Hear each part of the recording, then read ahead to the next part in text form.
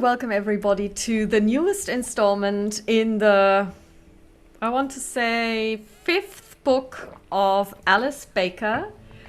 It's going to be an interlude because at the moment Dottie and Alice have just concluded their Egyptian chapter with a lovely stay over over New Year's in the French countryside at the ex-husband's of Pamela's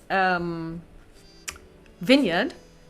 And this is now concluded. You spent a marvelous 2.5 weeks there. It was very quiet. It was very chill. You spent a lot of time indoors. You spent a lot of time outdoors. And you had a great time.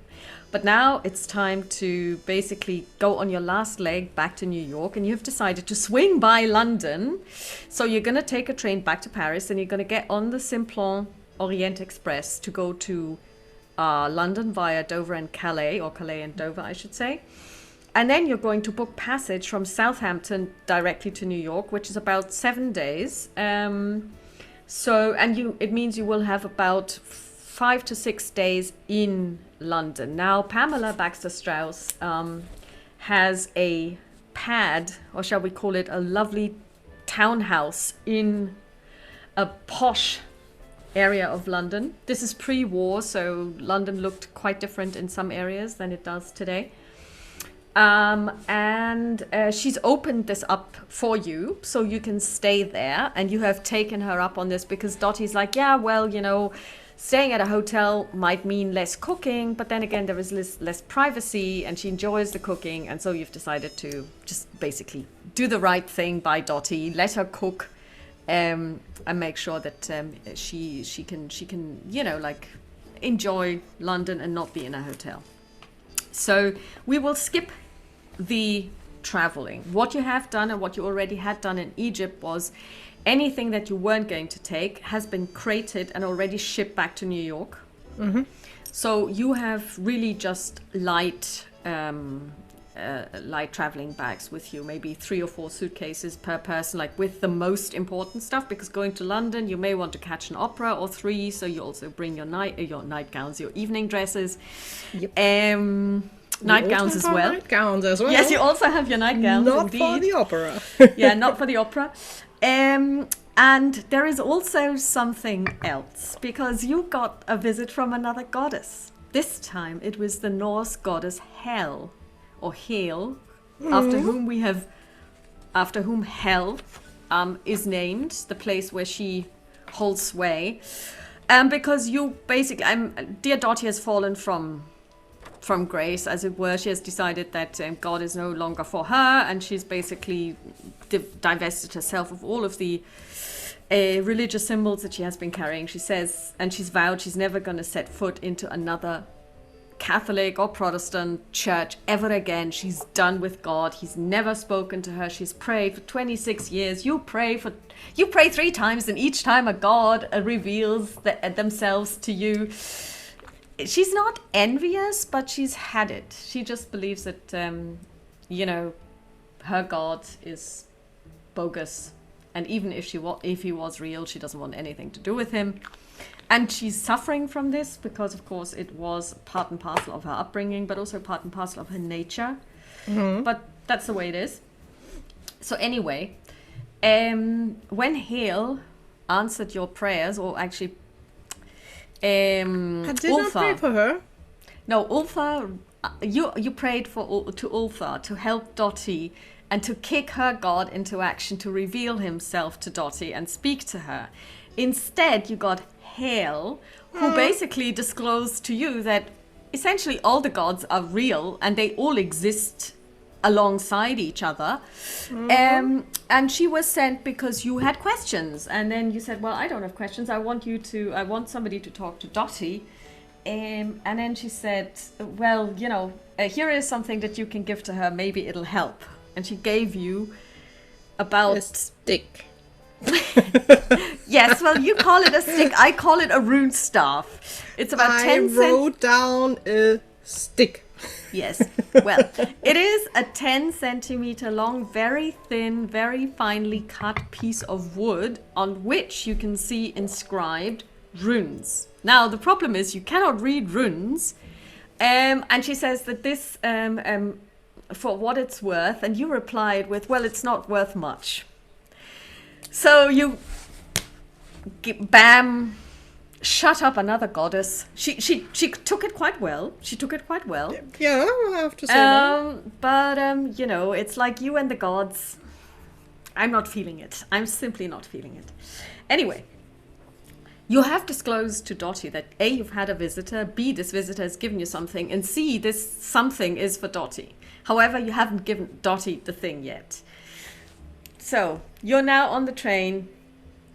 You have arrived in London. You have taken a taxi. You have arrived at the house that belongs to Pamela Baxter Strauss. It's basically closed, or whenever it's closed, it's just the butler that resides there. Mm-hmm. When she opens it up, he goes to an agency, he hires a cook. In this case, he won't, because Dottie will be doing the cooking, you will be doing the breakfast, but he's going to hire a cleaning lady that will look after your laundry, etc. And they're temp staff, but she has an agency, and it's usually the same kind of people. But the butler is a live-in butler who simply is on a retainer, and he just lives there, and he basically gets paid for mostly doing nothing but looking after the house, because she's not that often in London. So his name is Trevelyan the butler. Okay.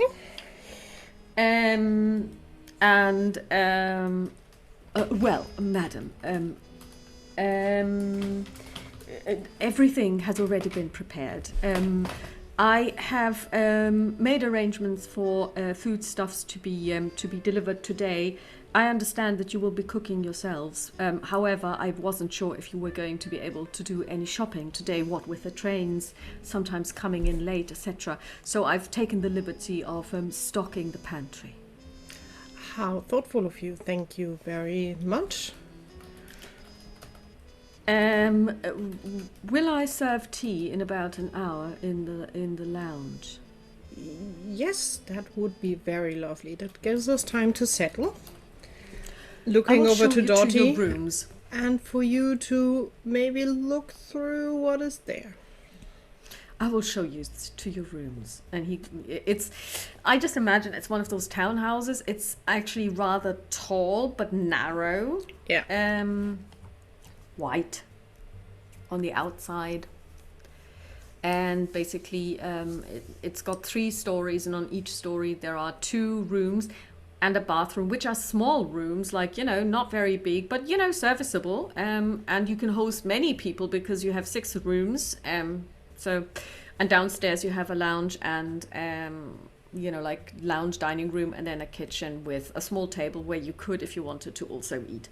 So he takes you upstairs and he shows you your rooms. You're on the 1st floor because that's easiest.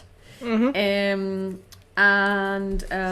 Well, I mean, it's, like I said, small, serviceable, clean, spotless, and, as you would expect, impeccably turned out. So basically she has chosen a style for each, it seems like for each floor.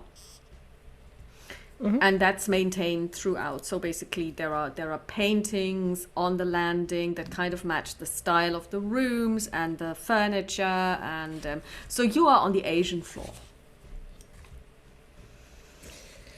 Very nice, very nice.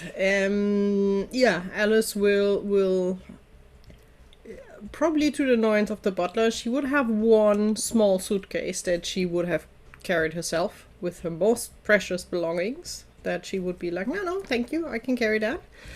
And then she would unpack. On a 69, he's totally fine. He keeps his composure. He's probably used to a lot of trouble with Pamela, so... Yeah, because Pamela is also known to be kind of eccentric. Yeah, not the norm. Not the norm, by a long shot.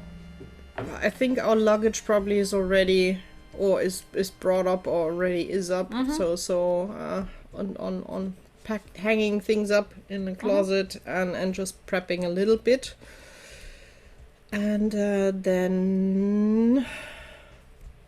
Yeah, I think Alice would refresh a little and probably switch out clothing after the travels, and then she would go downstairs to sit in the lounge for tea. Do you bring the stick?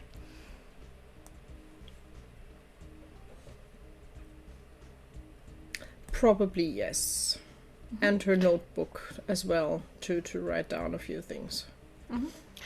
You come downstairs and you sit down in the lounge, and you can already hear Dottie and the butler from the kitchen, and they are talking pantry, they're talking tea, they're talking all kinds of things, and then the butler comes in with a salver, silver, and on it is like tea pot and everything, and so, Dottie follows suit.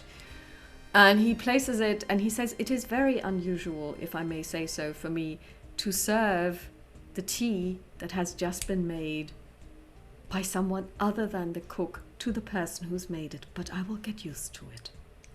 Thank you very much. And then he walks out. Okay, so over to you. Well, I think Alice would drink the first sip of tea just in peace and quiet without saying much. And then she would look at Dottie. So, we have a few days and a lot to tackle. We definitely need to do some shopping damage. We need to at least hit 1 or 2 theaters, because we're in London, just to see how. I think a Shakespeare part would be very fitting. I'm quite sure museum would be interesting as well. They have lovely museums here.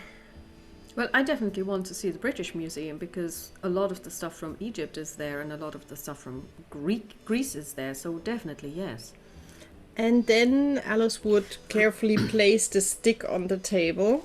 We need to find someone who can tell us what is written on this stick. So this is the first time Dottie Yeah. sees the stick. She takes the stick in her hands, very gingerly. She looks at it, she turns it around, she says,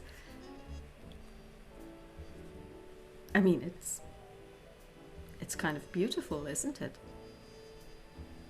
It's a little bit underwhelming, but we don't know what is written on it, so we will need to find someone. Alice, what would you consider appropriate? It was given to you by a god. Something gold with emeralds, you know, something pretty. But she said that this was going to help me. I'm not sure if gold and emeralds would help me.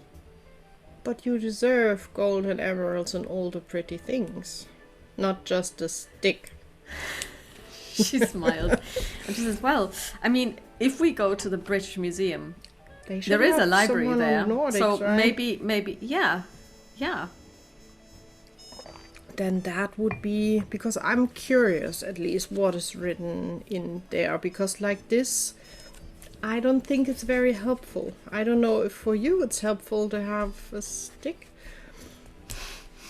She takes her tea and she smiles and she drinks and she says, can we just move on from calling it a stick? It was given to you by a goddess, by a true to life goddess. Other people would be worshipping this. It's a piece of wood.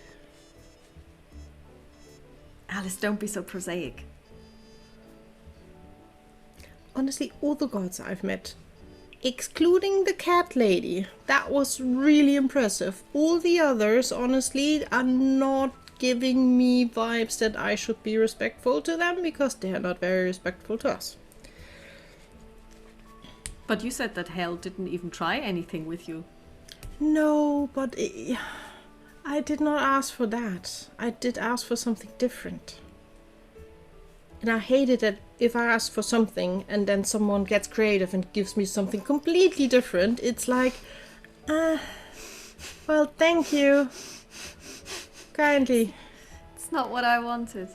It's not what I... Exactly. So, but let's make the best out of it. And honestly, if you don't find it useful, it will heat the house if we burn it.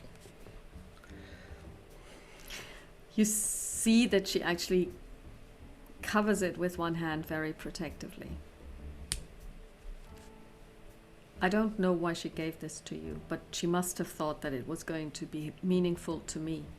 Yes, so you And if it's obviously nothing decide what else, to use. I don't want to throw it away because this is as close as I've ever gotten to seeing the divine.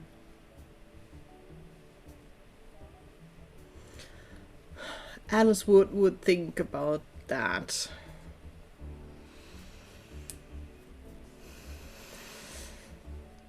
And then would just turn to Dottie with a smile. Well, it's yours, and I hope it does something helpful. I think it will be good if we find out what it says. I would also be curious to learn a little bit more about Miss Hale. Just to know more about her as a god. Well, whoever can read this will probably be able to tell us more about her. I hope so. If not, they probably lie to us what is written on there. When did you become so... Snarky? No, also always considering and believing that everyone is lying to us. Well, not everyone is lying to us. We have dear friends that I trust blindly. And in a library or in the museum, we will see who we meet and who is there and who has time. If not, we will go through the books and find it out ourselves. Because Then, we too are smart brains and we can do that. Then Dottie says, hold on a moment. And she goes outside and you can hear her talk. And she says, and then she comes back, she says, oh, I've just asked Trevelyan to ensure that we get the London Times tomorrow. He's going to get us the evening copy tonight as well, so that we can check out what's on the theatres. That is a brilliant idea. And then basically, I assume you have a map of London. You acquired one. Yeah, I'm quite sure. And then basically she takes a look at it and she starts this, okay, so this is where we are, this is where the British Museum is, this is how we would get there, probably taxi, blah, blah, blah. And then she said... Yeah, all the theatres. Yeah, all the theatres. We can do some Covent Garden shopping. This is quite nice. And then she says, well, I would actually like to go to the British Museum first thing tomorrow as soon as they open, because finding someone who can read this may be easier than we think, but they may not be available right away. So we could make an appointment because we only have like 6 days. So this would be the most important thing for me tomorrow. And then we can go shopping because basically I don't have a map of London in my head, but I'm just making this up now that from the British Museum you can go to the shops. If not, we can take a cab for a few things. And do we need to do some shopping for food? The pantry is really well stocked. I think we might want to check if we can get some Egyptian coffee to make mocha. Didn't we take a bag with us? Oh, if you did, then that makes perfect. You would have. Quite sure we would have after all our obsession of who can do the best. Yeah, that's true. I'm quite sure we would have some. Well, in that case, she says, well, I'm actually quite... He even got Piccadilly. Well, Pamela has a good taste in men. She knew who she picked as a butler. It is very well stocked. I will be able to make a brilliant dinner tonight. Perfect. And you will be able to make very good breakfast tomorrow. That would be my question. If I need to check, or is enough there for breakfast? Well, it depends on what you want to make, but you have bacon rashers, you've got eggs, you've got tomatoes, you've got portobello mushrooms, and there is flour, and there is milk, and there is sugar. So you can either make pancakes, or you can make the other one, or you can make both. You will be, and bread, and butter, and honey, and everything. Well, bread is future me. I'm not there yet. No, not making bread, but he's got bread. He bought bread. Perfect. Yeah. Then we are all settled. It's going to be fish tonight. And then for tonight, I think we just settle early, right? Because I definitely feel a little bit of travel. Me too. Then we go through the news and see what is running on theaters, because we need to see if there are tickets still available. That we can order them, because that would be something I think tomorrow during the day we need to check as well, if we can get our hands on the theater tickets that they are pre-booked. Oh, and Trevelyan will see to it. We Awesome. just need to decide what we would like to go and see. Good. And so basically, time passes. Trevelyan after a while comes in with the evening paper. You open it. So basically, which Shakespeare plays would you like to see?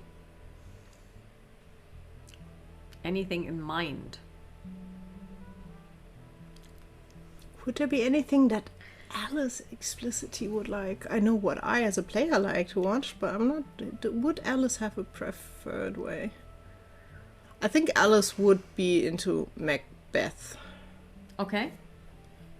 I think it's creepy and dark enough. Then roll a D100 for me.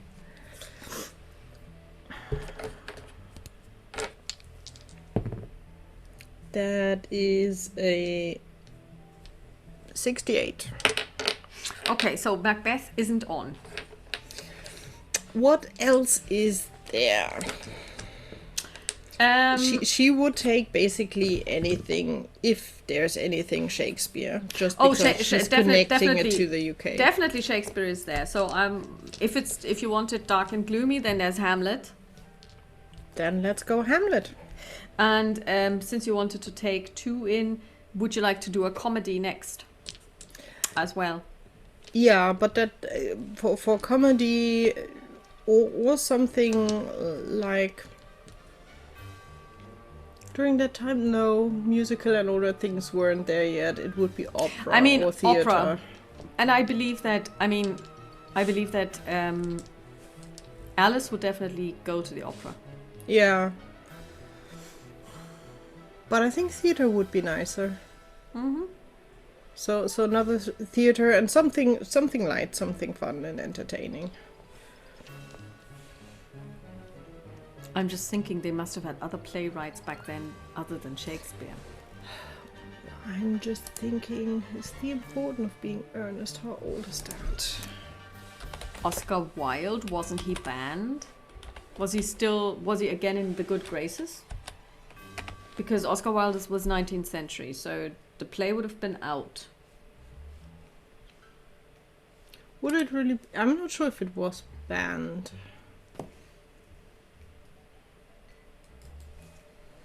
Because, yeah, it was definitely written 1895. It was first performed 1895 in St. James Theatre in London. Yeah, then it would be there. Yeah. Yeah, I think that's nice and light. Yeah, okay. And that's definitely on. Good. Then that would be the 2 things. And I think we would pick one for next evening. That we have something to do basically after museum and things like that. And then maybe for the last evening, just as a nice goodbye to London. So that's done then. You choose this and you inform Trevelyan of your choices. Very well, madam. I'll see to it. And then the evening rolls around. She makes beautiful fish. Next morning you wake up. You do not dream. Next morning you wake up. Nobody visits you. Nobody leaves any sticks. Thank goodness. You wake up the next morning. You make breakfast. You wake Dottie. And then you go to the British Museum as soon as it opens. Let's say 10. So how do you want to go about it? You arrive at the British Museum.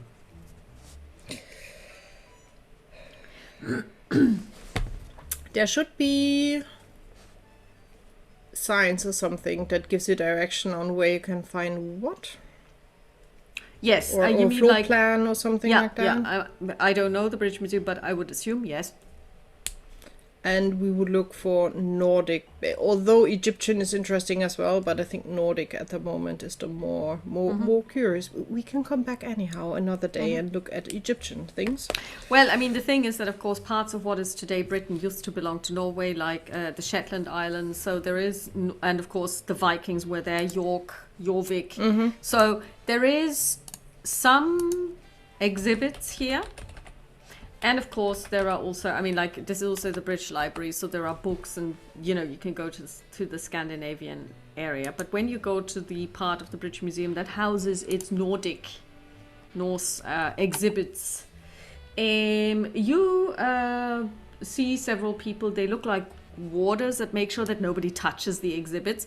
But you also notice as you walk into that area that there is a big sign saying, "Opening tomorrow, Deepest, Darkest Africa." An exhibition of artifacts collected from the Dark Continent. And you basically see those long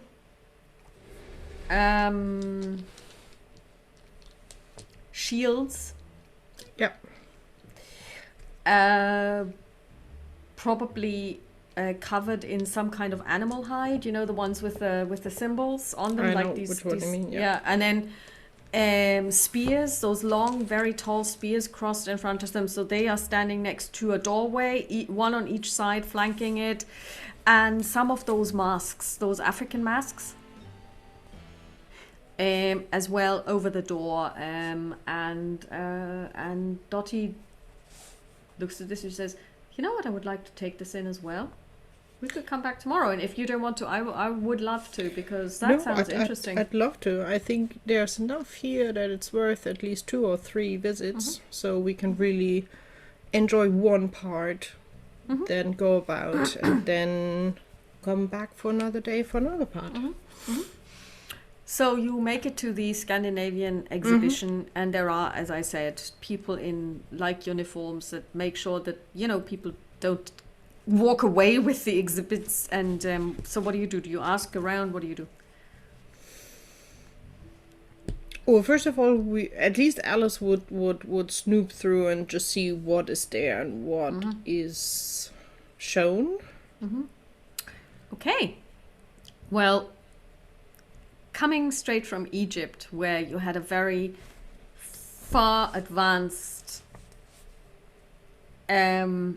culture that had taken pride in its stone buildings, of course, the Vikings are a big letdown because they didn't really build in stone. So all of the buildings are usually wood, they're gone. With regard to artifacts, you find mainly metal. So metal swords, metal axe heads. No writing. They did write. They did have a writing system, the runes, but they didn't use it. You know that much. So there are no extant writings from the Vikings that go beyond maybe some inscription on some random stone somewhere. At least not that. They did start writing a lot, but not necessarily in runes. And you'd also find a stick. It's about 10 centimeters long, made of wood, very thin, but already quite dark, and it looks very old. And the inscription on the kind of like the little piece of information, it calls it a rune staff. I think that's where Dottie and Alice would stand. 2nd century AD. Just to clarify, the one we got, the wood looks younger, right? It's not absolutely fresh. Okay. This one, you know what it looks like when wood ages? It becomes dark. It doesn't look as, you know, like it looks old, like old wood. Just looking, I suspect there's runes in that as well. Do they look the same? Interestingly enough, you can't really make out the runes, but they've done kind of like a rubbing so that you can actually see what it says. And there is just 2 runes, one at each end of the staff. Whereas on yours, there are many runes. and they are Okay. very close together. And then there's space, and then more runes, and then space and more runes. I think Alice would just stand in front of that Nexodot and be like, okay, so sticks are a thing for the Nordic gods. I see. Maybe I've just been very impressed by the Egyptians and all the beautiful things they created.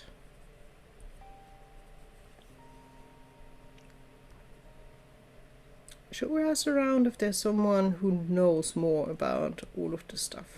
Let's. Alice would step up to the next, whoever's closest of the employees, and she would just like, excuse me, sir. Yes, madam. Because it would be a sir for sure. Yeah. We would just be curious if there's someone here that knows more about the Nordic religions and the runes that were used. Or should we rather go to the library for that? Madam, usually the people who work here also work in the library. Nordics, well, that would be Dr. Forrester. Do you know by any chance if he is in today? I would assume so. I haven't seen him today, but then again, his office is that away. And he points to a door at the far end, and you can make out that it says staff only. Is there a way you could, or someone could check for us if Mr. Forrester is available and would have time to talk to us? I suppose. If you would you mind going to the information desk? I can't really leave my post. No problem. I will. So if you that. just go down to where you came in, and then to the side there is a small desk. It says information on it. Then we will go there. Thank you very much. So go to the information desk. Behind it sits a lady of indistinct age. She still has dark hair, but she does look a little bit older. They're definitely older than you are. And she said, "Yes, my dear." Good morning. The people upstairs told us that this is the right place to go. We are looking for someone who knows more and is deeper into the Nordic culture about the gods, and also maybe able to decipher some Nordic runes. That would be Dr. Forrester. We heard that name. The question is, do you have any chance to see if Dr. Forrester's in and if he would have any kind He of is time in. He came in available? this morning. They usually just stop by and say hello, and I sign them in. In case of a fire, then of course we know who to evacuate. Well, next to all the beautiful... Well, that would be a shame now, wouldn't it? Let's hope that there won't be a fire. Let's hope not. At least, well, most of it is stone here, so that it definitely bears for fire will not spread easily. Well, I mean, the exhibits in the New African exhibition, they are all made from wood, as far as I can tell, so... I hope. I was very impressed with a wooden statue that they brought in. It's life size. We are very curious. We will definitely come back tomorrow. Oh, you really should, madam. You really should. But Dr. Forrester is in, yes. Would you have any you like chance to contact him and see if he has time, maybe like a few minutes to... Oh, of course. And she spare picks for up us? the phone and she dials. Dr. Forrester? Yeah. Elizabeth Martin from Information. Yes. Well, I've got a young lady here who would like to speak with you. Two young ladies. Two Dottie is young there, ladies. so- Yeah. Two young ladies who would like to speak to you. Yes, of course. He would be available now. She takes away the receiver. Would you be available now to talk to him? Yes, for sure. Yes, of course. Yes, they would be. It seems like they would be very happy. Yes, of course. Yes. See you later. Bye. If you would just go up to him. If you just go back to the Nordics exhibition piece, and then there's a door that says staff only. Just tell the guard Simon that I sent you, and that he should show you the way and open the door for you because it's got a lock. I will do so. Thank you very much. On the way going upstairs again, Alice would just stop Dottie for a second. Dottie, I'm not sure if we want to hand him the stick. Should we just, like they did, just use a piece of paper and a pencil to just trace the writing? That's a very good idea, although I do think I would like to show it to him that he knows where it came from. I'm not sure. Do you really want to just openly tell him? Well, I wouldn't say that. And she lowers her voice. I wouldn't say that the goddess Hel came to you and actually gave you a stick. Because, I mean, this whole god thing is just between you and me and the gods. We have the paper and the staff, and we can then decide which one you feel more comfortable give. So we will make a quick. Alice will just rip out a piece out of her little notebook, and they will just do the transfer thingy. Okay, so you do the transfer thingy. Then we would go upstairs, look for Simon, and would ask him politely if he could let us in, because Miss Martin from downstairs made sure that Mr. Forrester has time for us. Simon lets you in, and he opens the door for you, and he says, it is only locked from the outside, so on the inside you just press down the handle and the door will open for you. Thank you very, very much. Just in case of a fire, you can run out very quickly. Why is everyone talking about fires in here? Do you say that out loud? Yes.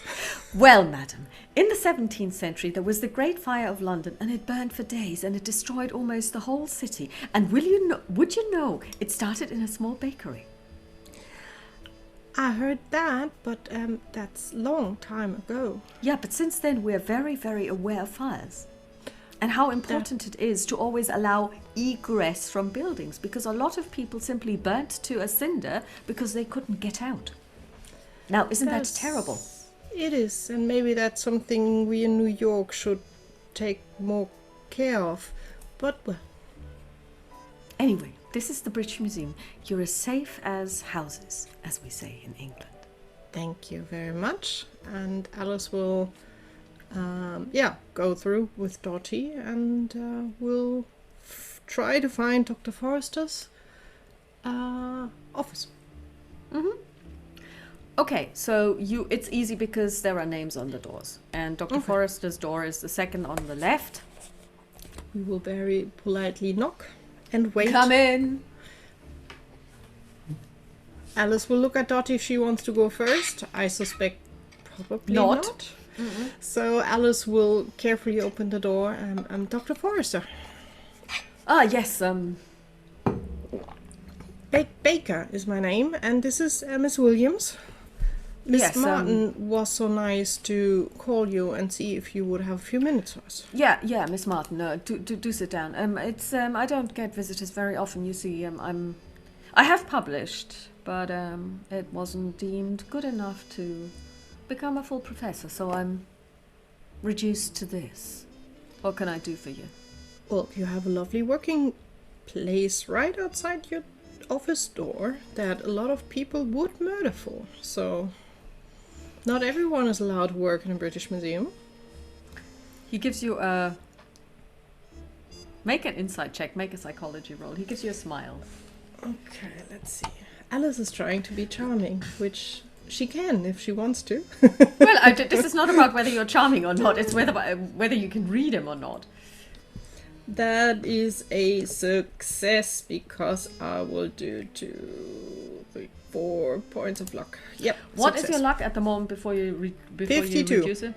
So you have increased it. Now it's 52. I reduced it by 4. Okay, so we was did increase it. Okay. 56. Yeah, we did increase it. Okay.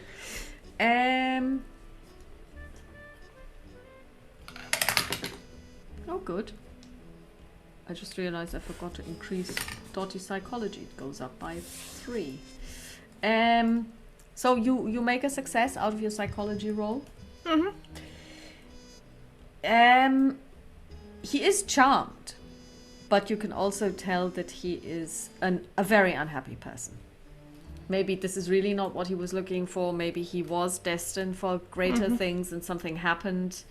Who knows? But he is terribly unhappy.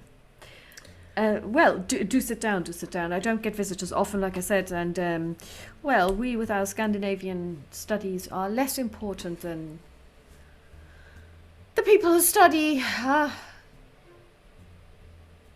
Africa, Egypt. We just came from Egypt, so I kind of understand that it's quite impressive. And I know a lot of British people took a lot of stuff back. But we are here because we're interested in more the Nordic culture and gods, and it's hard to find things because it really seems like people are more interested in everything than that. So we would be curious if you would by any chance have a little bit information on a specific god named Hail. Hail. That is a highly unusual request. Most people are simply interested in Odin. What would you like to know about her? Well, what's her story, basically, and what she really stands for? Oh well. Hail is, I suppose Hail gave us the name Hel, and she is the goddess of the underworld. But the underworld is a terrible place, really. Only those people who do not fall in battle go there. So anybody who dies of sickness, old age, goes to hell. Well, having said this, is it a bad place? Possibly, because it is a continuation of the Nordic world. Because the Vikings lived a very, very austere life. Lots of them perished. They lived in a very difficult climate. Those that went to Greenland and settled there, some of them, I mean, whole settlements were completely wiped out. It was very cold, very inclement weather, crops failed. So the life of the Viking was a very harsh life. Infant mortality was very, very high. So the idea was that their afterlife was going to be a continuation of this life. Unless, of course, they were the chosen ones that the Valkyries would choose after death in battle and would bring to Valhalla, where they would sit at the table of Odin to, in the last battle of Ragnarök, fight alongside him against the twilight of the gods. But it was also clear that they would lose. But anyway, so their life would have been one of feasting in the afterlife, drinking, fighting all the time, and just basically training and to get ready. Whereas Hel is her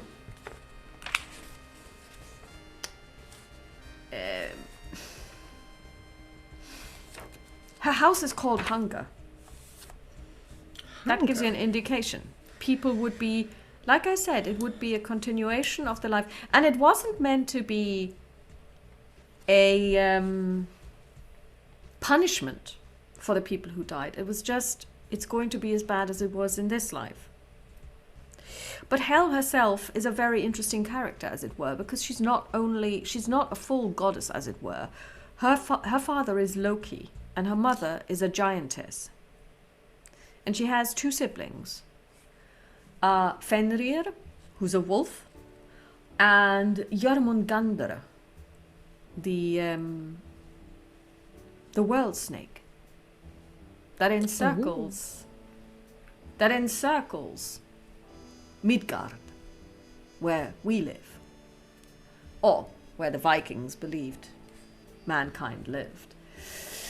And it was foretold that Fenrir and Jormungandr would destroy the seeds of the gods and the gods themselves. And so the gods decided to preempt this fate by casting out Jormungandr and binding Fenrir, but always using trickery to do this.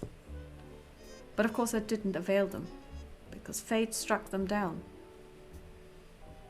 In the end, Jormungandr and Fenrir and Hel triumphed. The gods went up in flames, and the whole world perished. until it was reborn. She herself is described as a very ugly person, like a woman, long hair, but one side of her face scorched as if it had been burnt badly, and with an eternal scowl. So she's not able to express visually anything but a scowl. Having said this, she in herself isn't bad. She doesn't bring about people's deaths. She just presides over the underworld. Okay, so she's not killing. She's just taking those in that are not allowed to go to. Absolutely, and okay. She has been given the task by Odin to provide board and lodging for everyone and anyone who is sent to her. But she can also not release them unless she really wants to.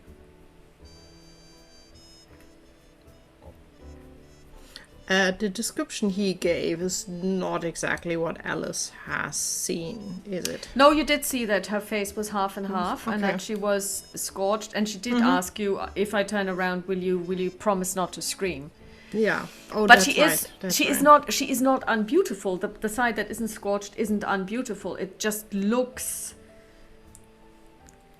a little bit unsettling. Yeah. Yes, I think that's a good way of describing it. It looks unsettling. Yes. Especially if you're not warned that the second half is looking then differently. Okay. But why do you ask? I mean, like I said, she is a minor being in the sagas. Well, we are visiting friends, and they found a few things in some old boxes, and there were talks about Hel, and that was a goddess we not really were aware of, because as you said, Odin is something you know, but then it slowly decides on which gods or half gods you know from the Nordic one. So we were very curious about that. There was also something written in Nordic runes. Would you by any chance know how to get them translated? Because we would be really curious on what they say. I will tell you one thing. There are only very few extant runic inscriptions. There is a lot of Norse literature, but that is written in the Latin alphabet using some special characters for certain Norse, Scandinavian sounds that the alphabet doesn't know. But runic inscriptions, by and large, are very rare, because they would only have been... Those that we still have are usually inscribed in stone, and they're like, Balder was here. And I mean this literally. Or such and such, son of such and such, built this stone to commemorate his father or something. But if you have something, then I will be more than happy to look at it. Of course, I can read runes. Alice would just look at Dottie, and Dottie hands him the paper. Yeah. This, Dr. Forrester, would be a transfer. Oh, a transfer. So you basically rubbed it off something? That's interesting. And he looks at it. And he scratches his head a little, and he keeps looking at it, and he says, I can read this. This is the good news. The better news is also that I understand what it says. The really weird thing about this is the text would never have been written in runes. It says, Farmunu eptir undra samligar golnar töflur I grasi finask thers I ardaga atter höfthu. I'm not even attempting to write that down. Would you also know how to translate that? Yes, it is. Well, let's put it this way. These words come from the Edda, which is one of the most important pieces of literature we have. It was written down round about 12th, 13th century, and it definitely dates back to after the Danish conversion to Christianity of Iceland. So we believe that we have a name, Snorri Sturluson, who supposedly wrote it down, but as you know, sometimes these things, who knows if Homer really existed? We don't. But we know that whoever wrote it down was Christian. And he wrote down stories of the gods which were definitely not Christian. So he would have been in a situation, and we definitely know it was a he would have been in a situation that he would be writing from the point of view of the vantage point of somebody who was already thoroughly believing in the Christian God, trying to possibly preserve some memories of a former life of his tribe, as it were. Mm-hmm. While trying not to be too contra Christian. So you get my drift. Yeah. And these 3 lines are probably the most obscure in all of the Edda, because they roughly translate as: the gods shall find there, wondrous fair, the golden tables amid the grass, those they had used in days of yore. Now, I told you of Ragnarok, when everything goes literally to hell, and all of the gods perish, and the world is born anew. When the world is born anew, the gods are reborn. And this is where this part of the Edda describes what happens. They walk along this green grassy field and they find these tables, which they had used in days of yore. The problem is that nobody really knows what these tables are, because they are never referred to anywhere else. Not before and not after. Now, this is closely connected to something where we are unsure what to make of it. There is the story of a god named Balder. Mm-hmm. Balder was a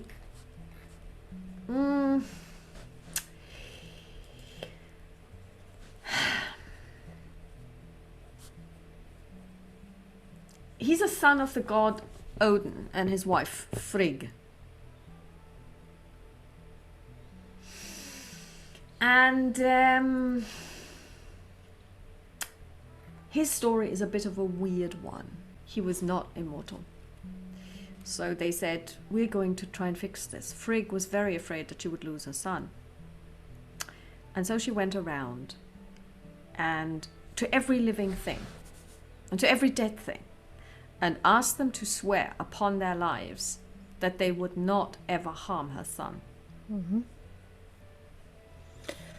And then she came to the missile tree. And the missile tree was still very young and very small. And so he was exempted from that oath. And Loki, being a really bad trickster, tricked one of his brothers into killing Balder by using an arrow made of missile, knowing full well what was going to happen.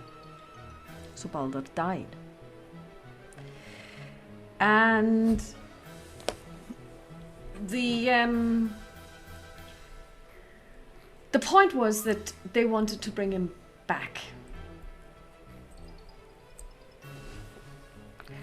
But he had already descended into hell. And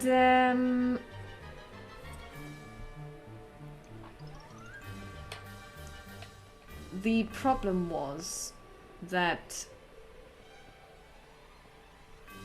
Frigg would not let go of her son. So she sent a message to Hel saying, "Give me back my son."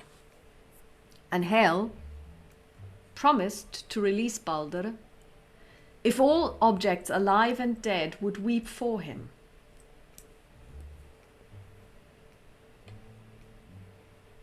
That's something. And all did except one.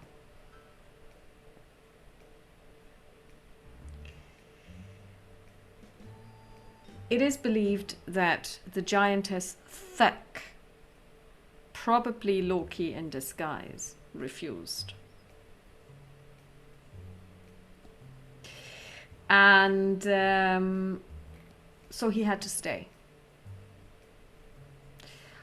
But after Ragnarök, he would rise, glorious, and rule the world.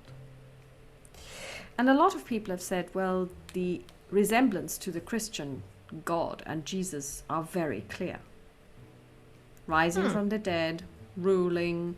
It would also coincide with the old faith being supplanted by the new faith. So we don't really know. There are some admixtures there where we say, this could be some kind of transfer of trying to explain why suddenly there would be a change from many gods to one god. Like I said, this is the most obscure 3 lines or verse really from the Edda. And it's very interesting that you should see this because, like I said, the Edda was never written down in runes. It was written down in the Latin alphabet. I would be very curious to find out where you found this and where you transferred it from. Because wherever this was inscribed is either a hoax or something very rare. Because runes have not been used in a very long time. So if this is a very old inscription, it would be really interesting to find out where it comes from, because then somebody almost had foresight. Because like I said, the Edda wasn't written down until the 13th century, 12th, 13th century. So very curious, Miss Baker, very curious. Would you tell me more? Well, it was carved into wood, and the wood is not very old, so we are probably more on the hoax side, you would suspect. It was carved into wood and it came into your possession. As I said, a friend of ours that we are visiting, because you clearly can hear we are not from here. No, I can tell that you're from across the pond. But she's busy, she needs to travel, so we said we will try to find out a little bit more about the curious thing she found between all the other papers. It was carved on a stick. We've seen something similar in the exhibition. I think it was called a staff, rune staff, or rune staff. So I'm not sure for what that is or what it was used for. Oh, I can explain this to you. Is it like the cross for the? Oh no, church it's not at all. But rune staffs are usually just about this long, and he makes kind of like a sign of 10 centimeters and very thin. Was it carved on something like that? Yes, like this size? Yes. All right. Well, they were used for. Well, it's a divination technique, really. You would never carve more than 2 runes on it. So 1 on each end, and then what you would do is you would have several of these staves, and you just throw them into the air, and then they fall in a certain pattern. And if you are an initiate, you will be able to look at the runes and the way they fell, and then divine the future of something. It's like tarot, only different. Most of them have perished because they are made of wood, as you so rightly said, but some have been found, and we know what they were used for because we have descriptions of how they were used. They were quite common. I mean, the Vikings would have used divination just like the Romans did. The Romans did all kinds of things, looking at entrails, looking at the flight of birds. Looking at teeth being rolled around, all the fun things. Yeah. The exhibition here has been going on for a while, right? So someone. Oh, it's a permanent exhibition, really. Then maybe someone found inspiration. Well, they are not exactly. They're not exactly secret. I mean, they have been described in books, so we've known about them for a very long time. And I suspect if we would travel to the Nordics, there would be more people that would be able to read runes. I would say Probably. people like you and me, if I wasn't an expert, wouldn't be able to read runes unless they had taught themselves. But they are just a different alphabet, really. It's more like the language that they represent. If you speak that, if you speak Old Norse, then you can read runes, yes. But again, it's a different writing system. You could transliterate Greek texts into the Roman alphabet. It wouldn't be a problem. It's been done. That's what the Romans did. Yep. So it's but the normal Swede or Norwegian person would not be able to read runes. It's not taught in schools. Interesting. And they are not used. I mean, maybe sometimes there may be an inscription somewhere, but even today the Nordic countries are firmly Christian, and these are definitely heathen, pagan. I mean, the Germanic tribes used runes as well, and the Irish Celts had their own script called Om.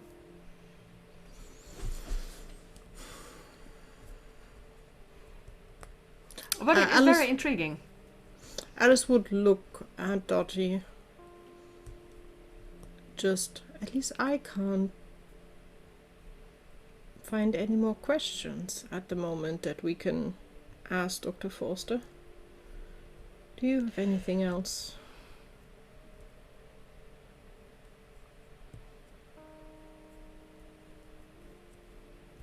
She looks at him and then she says, "So you're saying that the gods rise and then they find those tables. What do they do with them?" And he smiles at her and he says, "That's the problem. We don't know. We have no idea if those tables were inscribed, if so by whom, if so what they contained. It is really a mystery." Which is why I find it so intriguing, because not only is it the most obscure verse in the whole Edda, it's also one that basically, because of its obscurity and because it tells us nothing, really, is usually not even discussed. Most people focus on Ragnarok or on the deceits of Loki or how Asgard was built, that kind of thing, and the story of the fights between the different giants and stuff like that. This is really, I can't even give you an analogous example from the Bible, but it would be something very mundane. Like, I don't know, maybe Jesus traveling through the Holy Land and basically spending a night at an inn where nothing happens. It's like that, it's the only thing that stands out is to the scholars like us, that we say we have no idea what this is trying to tell us. Unless, of course, and this is the other thing, some scholars say that the tables are not pagan at all, but that they are those tables that contained the original version of the Ten Commandments, and that it is the coming to earth, the second coming, as it were, of Jesus Christ.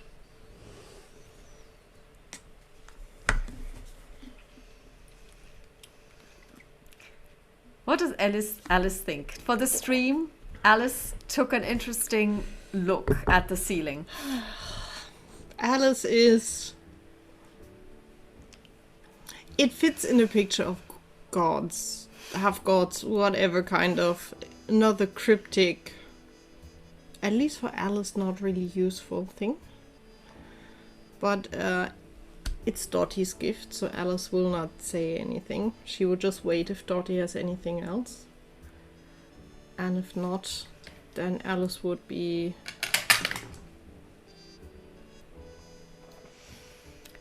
Dottie is brave. She rolled a 23. So her POW check is, because her POW is 85. She looks at Dr. Forrester and she says, "Dr. Forrester, do you believe in God?" And he looks at her and he says, "I do. I do." And then Dottie looks at you and you can see from her eyes that she's ready to go. Just a question from me afterwards, and then we'll leave you be and let you have back your work time. Do you also believe that those gods were there before as well? How do you mean were they, were they real? Yeah, just like the current god most of us believe in. You're not the Spanish Inquisition, are you? No, she would tell you I'm a non-believer, so I am quite open to any ideas of gods. For me, it's just a curious question if that then is I won't be basically able to god shock you. history.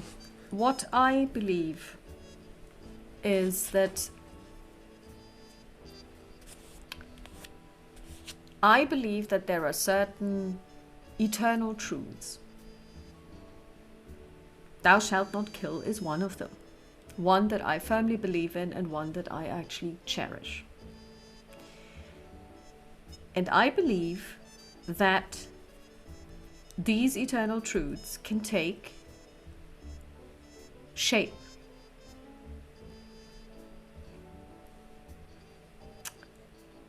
Do I believe that if I prayed hard enough, Jesus Christ would reveal himself to me? Probably not, because I am not good enough. Do I believe that the Norse gods are real? I would say they were as real to the Vikings as you are to me. Probably more so than our God, because we don't really engage in divination anymore. It actually says in the Bible that you should not go to soothsayers, that you should not try and find out what fate has in store for you. For not only the Vikings, but also the Greeks and the Romans, the world was full of wonder, and the world was very dangerous and very difficult to explain. So everything that they couldn't explain was put into the form of a god to make it more understandable and more acceptable and less frightening. So I believe that 100% those gods were as real to these people as you are to me. They saw them. They spoke to them. And I believe that they spoke to these people as well. What it was that they heard when they were listening to the wind, if it was their own hopes and their own fears, or even just basically this idea of, oh, should I go left? Should I go right? Odin, help me. But you kind of have your own idea already what is probably best. And then you make it up. But you say it's the wind and it's the voice of Odin. Do you understand what I'm saying? I don't want to say that these people were crazy. I'm not saying that at all. But that in a world that you find so difficult, a world that is essentially out there to get you and kill you, this idea of there is something there or someone that will guide you must have been the ultimate comfort. That totally makes sense. Having said this, I don't really want to encounter Odin because he was quite an annoying person. After what you told us about Baldur, it's like, why would he send his own song to hell and not to Valhalla? Because Baldur wasn't slain in battle. This is something that you have to, and it's a very good question. The Valkyries would choose. Based on an old law, which says everybody who's fought valiantly. Baldur was especially, I mean, it was more like going to a fun fair and people pelting him with stones and with all kinds of things, and he just standing there, ha, I'm impervious to harm, until that one arrow. He wasn't fighting anyone. It wasn't a battle. It wasn't a contest of power and will. Mm-hmm. It was an accident. Wow.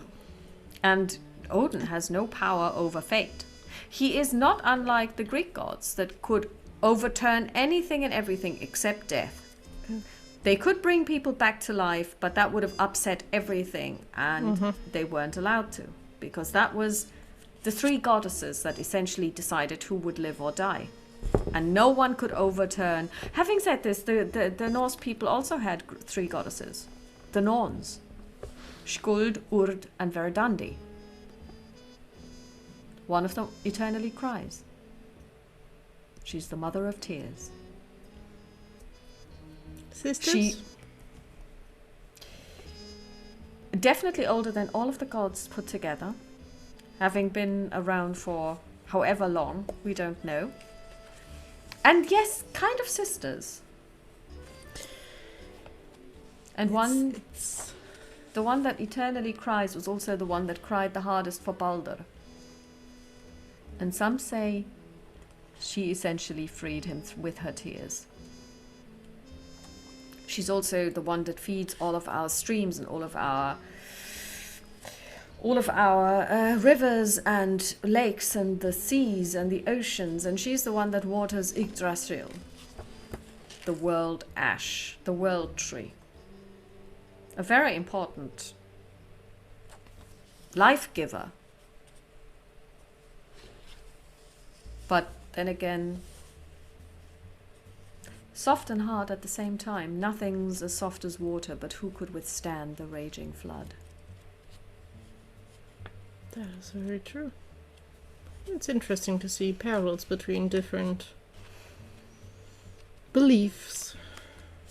Well, different gods that just basically seem to have a different name, but do the same. I actually believe that there are the gods, and of course you have those that represent different forces of nature around the world. But these three appear in so many different cultures that I believe they are something else.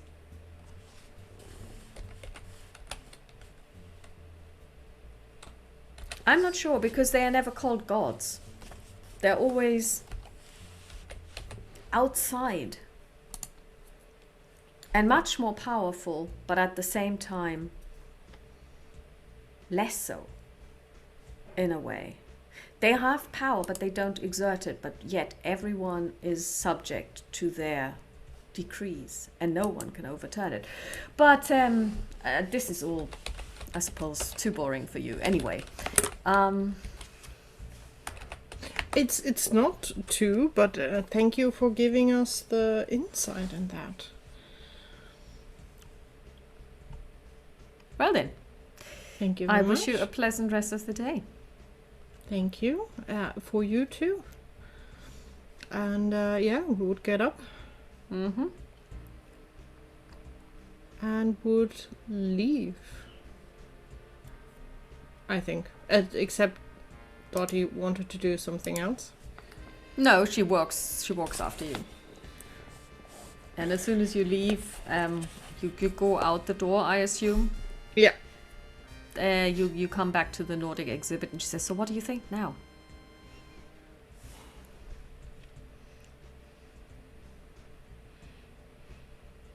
Hell just underlined my thinking of gods.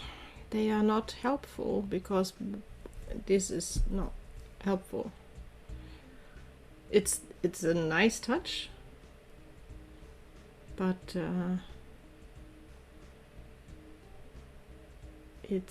I don't see how this is useful.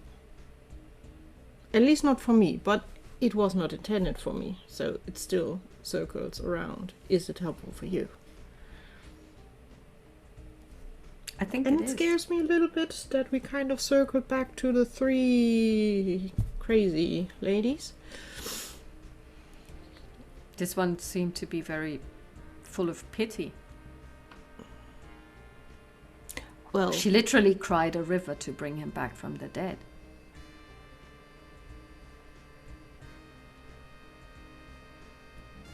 yeah.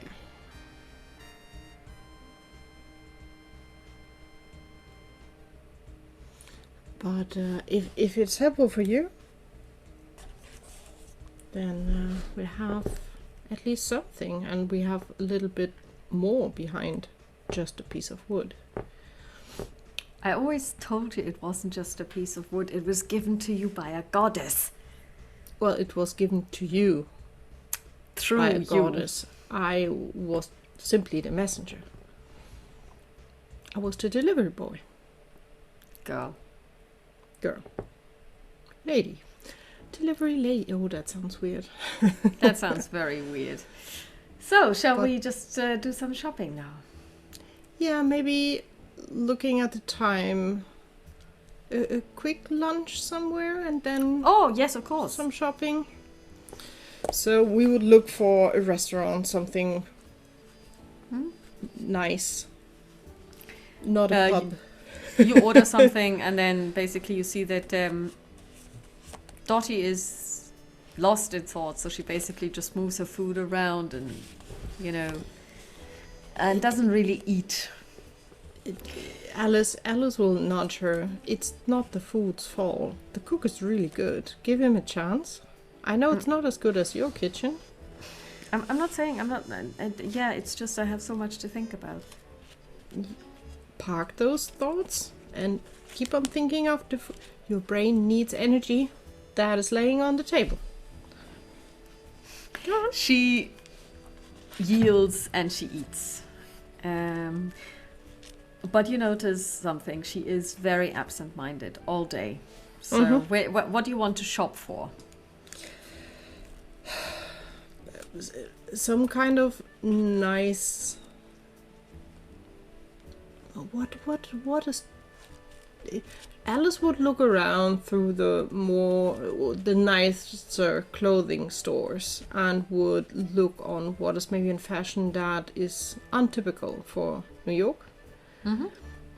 And she would definitely look for a hat, because the British people are known for the beautiful hats.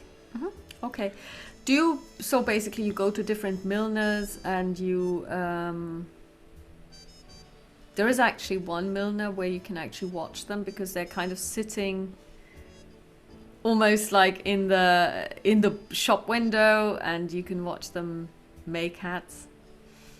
So you go inside, and these are actually women working, which is unusual because most milliners at the time were men. And they say, "Oh, hello, good afternoon." Good afternoon. We are looking for 2 hats. One for her and one for me, kind of. Make a psychology roll as you turn to Dottie and point to her. I don't need to. I don't. Like, Alice does not. It's said and done. One She for doesn't her, care. One for me. okay. Alice does not care. Dottie knows that behavior from Alice by now. If Alice says she gets something, she will get something. Okay. Would you? I'm not sure if you have something on stock that we can try. I know every head is of different. course. You actually see stands with hats. And she says, these are all models that I sell. Those over there are bespoke. So I have already basically made them for someone. So they are not for sale. At least not to the public, if you get my meaning. But these ones are... And, you know... and I just wonder, because every head's different. So You have there different would sizes. So I would say that she may have like 3 sizes per hat. So kind of like, you know, Just the average. That is just the average, more so. because otherwise it will be difficult to sell them, because Yeah, I'm not sure yeah. if you can actually alter a hat once it's been made. With clothes, it's different. You can take them in, take them up, but I'm not sure about hats actually. Sure. Maybe a minimum with the headband inside, at least if you want to make it a little. Maybe I'm not sure. Yeah. I think we both have no So ideas. we will say that she has 20 different models in stock, and on average she has 2 versions of it. Sometimes she has 3, but that's the maximum, 3 different sizes. Alice would look for Dottie for something more classic, not too wild, because then Dottie will not wear it. But A woman's hat. pretty woman's A lady's. hat. It, as I said, a little bit taken back, more on the smaller size. Not because Alice will look for something that is like, I'm here. Okay. So probably Alice will have something, and she will ask if they could, with the right cash, obviously, in like 2 or 3 days, add a little something to make it more interesting, even. Oh, you mean change the hat? Yes. Yeah, and add of things. course. Not change the Of course. basic hat, but No, yeah. add things. Maybe feather or... What did you have in mind? Just be creative. I want to stick out when I go back home. I'm I open see. for everything. Yes, we can do that, no problem. That would be lovely. Good. So Alice would pay the... Would you, where should I deliver the hats to? I'll leave the address of Pamela's townhouse. Just drop them there, or let us know that we can pick them up, which is more convenient for you. I will send over the hats, and if you then have any questions, you can come by. Perfect, thank you. Thank you so much. I think the other thing... I think Alice would look maybe for dress. Or maybe really a coat, because also in London the weather's always a little bit fresh. So a nice coat would probably be look out. And she would just browse through. She's not really looking for something specific. It's just looking through whatever sticks out to her, where she's like, ooh, that is something that might stick out in New York. Is probably the one thing Alice is like, I need that. Thank you. And if she sees something cute that Dottie would wear, Dottie will get 1 or 2 things as well, because Alice can't stop herself in that way. Okay, so you get some clothes for yourself and for Dottie. And Alice would look for a cane shop. That's not a problem. And would look to find a new walking cane. And she would like another one with a little special inside. So one that you can pull out and has a blade as well. Be it newly made or maybe also in antique stores. Whatever we cross by. Roller 100, please. Let's see. That is a 49. Okay, I rolled a 98, so yes, you find this. Nice. Alice will use it immediately. It's a hard success, actually, because yours is half of mine. So you get to choose. There are 3 that you can choose from. You can even buy more than one. No, one's fine. That's enough. Okay, so it's dark wood. Yeah. It's chestnut.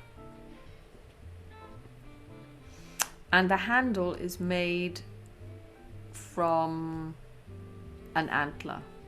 Yeah. That's perfect. That's her newest prized possession that she will not leave out of sight. Yes. She will immediately use it. And after that, she would propose to Dottie, should we go home, take a little rest, have dinner, and then head out for theater? You go home. You rest up a little. There are tickets, so that wasn't a problem.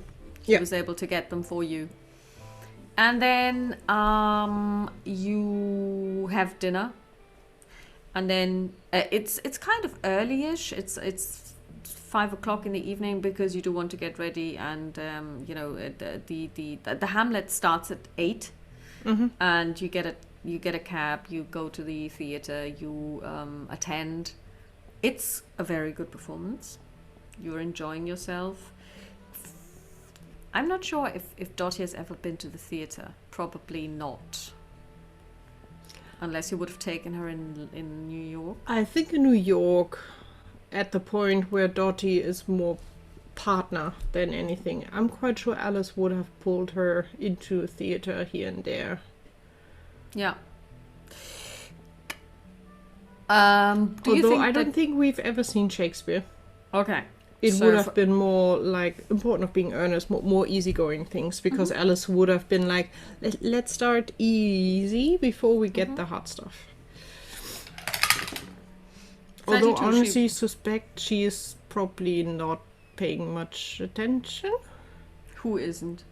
Dottie, is she still in thoughts, or is she really paying attention to what is happening? The thing is, she has been in thought all day, but in the theater you can tell that she is paying attention. Good. Yeah. But she's been very quiet. All day. Well, I mean, in the theater, obviously, she's not chatting away during the during the play. But you know, she's been very quiet and very kind of like thoughtful. Mm-hmm.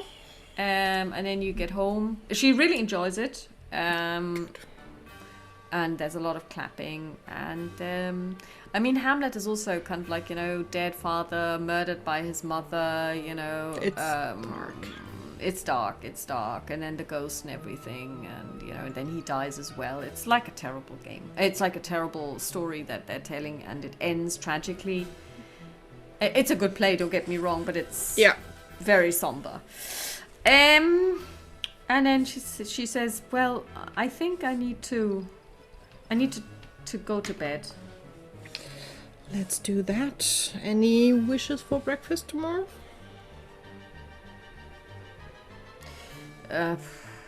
Just toast. She knows so that it will not only be toast, but okay. Yeah. Says the person who was driving her crazy for decades with just one piece of toast and that cut up and thrown away. Well, half, honestly, I'm quite sure Alice is doing more breakfast than she's eating the breakfast. She is still not eating much for breakfast, I'm sure. But then Dottie turns around on the stairs as well, and she says, "So we're going back to the museum tomorrow to take a look at the Africa exhibition?" Yes, I think. And if you're still up for it, I would Yes, be curious. absolutely. I would be very curious. Then let's have relaxed breakfast, have a snoop through the papers, and then start the day. Okay. So you go to bed. Give me a power check. I don't want to. Go away, everybody. Leave me alone.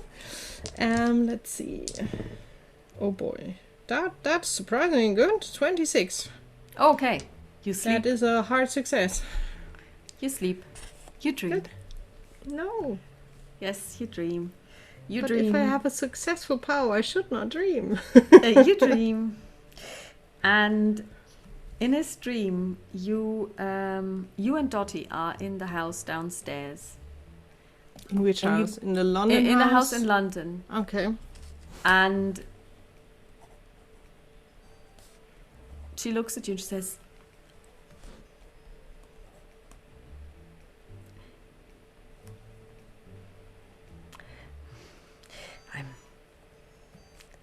I'm missing something. I don't know what, but I'm missing something. I don't know where I put it. And you also have the distinct feeling that you are looking for something, that something's gone missing. You don't know what it is. You don't know where you put it, but you have a feeling that you are looking for something. And the two of you, at least Dottie, starts looking. She takes away, you know, there are cushions on the salon, whatever sofa, and she looks under sofa cushions, and she looks under the sofa, and she picks up kind of like a doily that's placed on one of the side tables, like whatever she's looking for must be very small or very flat or both, and she's like, if I only knew what I'm looking for. Do you know what you're looking for? Alice would shake her head. This is weird. What is it that I'm looking for? And you know, she's starting to bite her nails. I just know we need to find it. I'll look upstairs. And she leaves the room. Alice will go to the kitchen and have a look around the kitchen. Although she's quite hesitant because she doesn't know what she's looking for. So she's like, maybe something sticks out, and she will just have a look around if there's something on the table or on the counter. Make a spot hidden.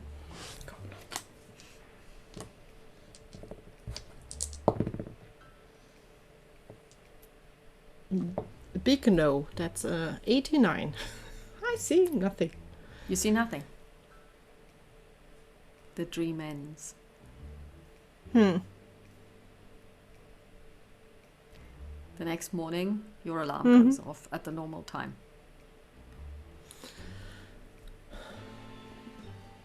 Alice would just shake her head like, what a weird dream.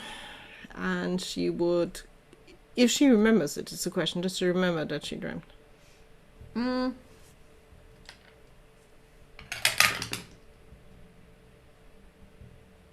What's your intelligence? 85. Yeah, you do remember. I rolled a 60. Then she will get ready, she will go downstairs, she will make a breakfast. Dottie rolled a 04. Oh, wow. Breakfast with toast, some eggs, not a full English because that's too much for both of us. No pancakes or something, just toast, eggs, a little bit of veggies, and strong tea. No, a strong mocha. She will try to get a good mocha.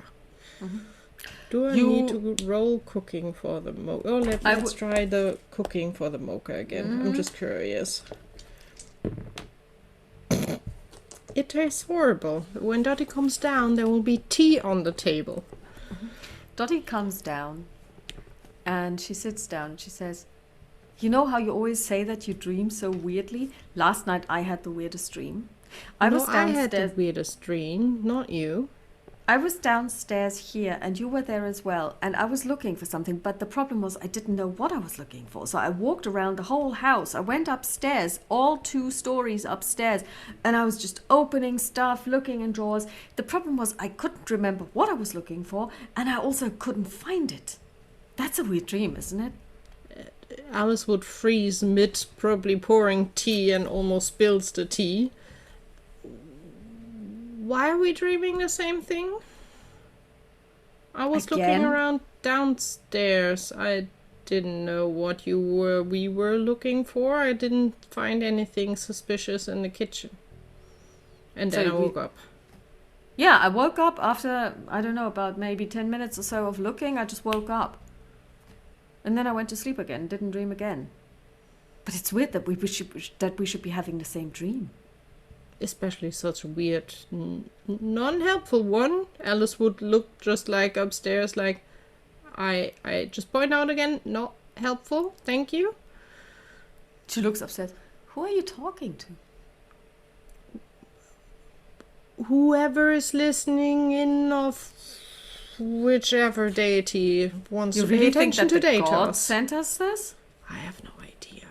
That would be weird. Which god would that... Oh, well, you've got so many to pick from. I only have the one. Well, it could be our cat one. I'm quite sure she would be able to put us in the same dream. I don't think he'll... Although she is, at the moment, the closest one. Or one of the 3 ones I don't like. You only met 2 of them, and the second one wasn't even that bad. And the third one was just mischievous, says Dottie. They all don't understand. Just leave us alone. It's so gods. Easy. But it's so easy to just follow that direction. Pick on someone else. But now I'm curious on what the hell did we look for? In a house that does not belong to us. I don't know. She gets up and she goes outside. She comes back. It's not the tickets. Here are the tickets for our last night. I know where they are. I'm going to put them back where I found them, where they should be, on the side table, on the doily. And she puts them and she goes out again. Is the stick still there? The stick... She sticks in her head, and she sticks in her head around the corner, and she says, yeah, I've got it on me. Okay. I think that's all we have that is really, really, really valuable. Well, she looks at your fingers where you have really valuable rings. Yeah, but I would not. It felt urgent, didn't it? Very It did much not so. feel like I misplaced a ring. It was something really important. It seemed like it was very important, yes. Do you still have your passport, darling? Without a passport, we might have problems leaving the country. That's the only other thing that is important at the moment for us to. Well, it should be later upstairs return. in my trunk. I can check. Just Yeah, wait a minute. She walks upstairs she's really going quickly. Alice drinks her tea first. She would look for her passport afterwards as well, but she will finish her tea.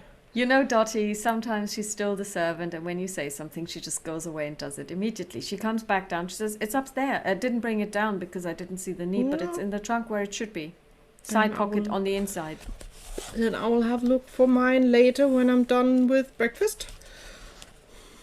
Mm-hmm. Okay. I think that's the only thing. Alice would open the papers, because I'm quite sure the newspaper is on the table. Yes, you've got 2. And she would open The London Times? the London Times would be, I think, a preferred choice, and would just snoop through on what is happening in town. Well, you Any see, like... murders, fires, because everyone's talking about fire, which is really weird. Just to I don't know, see if anything off. What you do see is the the royal appointments, of course, you know, that kind of thing. And yes, there has been some kind of stabbing somewhere in Whitechapel, you know, but that's more like a footnote, because as long as the plebs kill each other and not the high society, nobody really cares. I mean, unfortunately, it was still the case back then. But you also see basically an announcement that the Deepest Darkest Africa exhibition will be revealed today to the public, and that Dr. Thomas Brewster, he's a professor of African archaeology, curates this exhibition, has been curating it, and that they are very, very happy to show the exhibits, and that the pride and joy is an exhibit which is a wooden statue of an African man, roundabout, quite, it looks very lifelike. And there is a picture of it, and it depicts a clearly wooden statue, you would say, in black and white, obviously, of a person with sub-Saharan African features. And this man, it's a male, so he's basically naked except for a loincloth, and he is looking up, and he's got his hands like this, and his fists balled up like so, and there are chains around his hands. And the interesting thing is that the chains are clearly made of metal. And they say that the sculpture is around 400 years old. And it is unique. Nobody has ever seen anything like this. It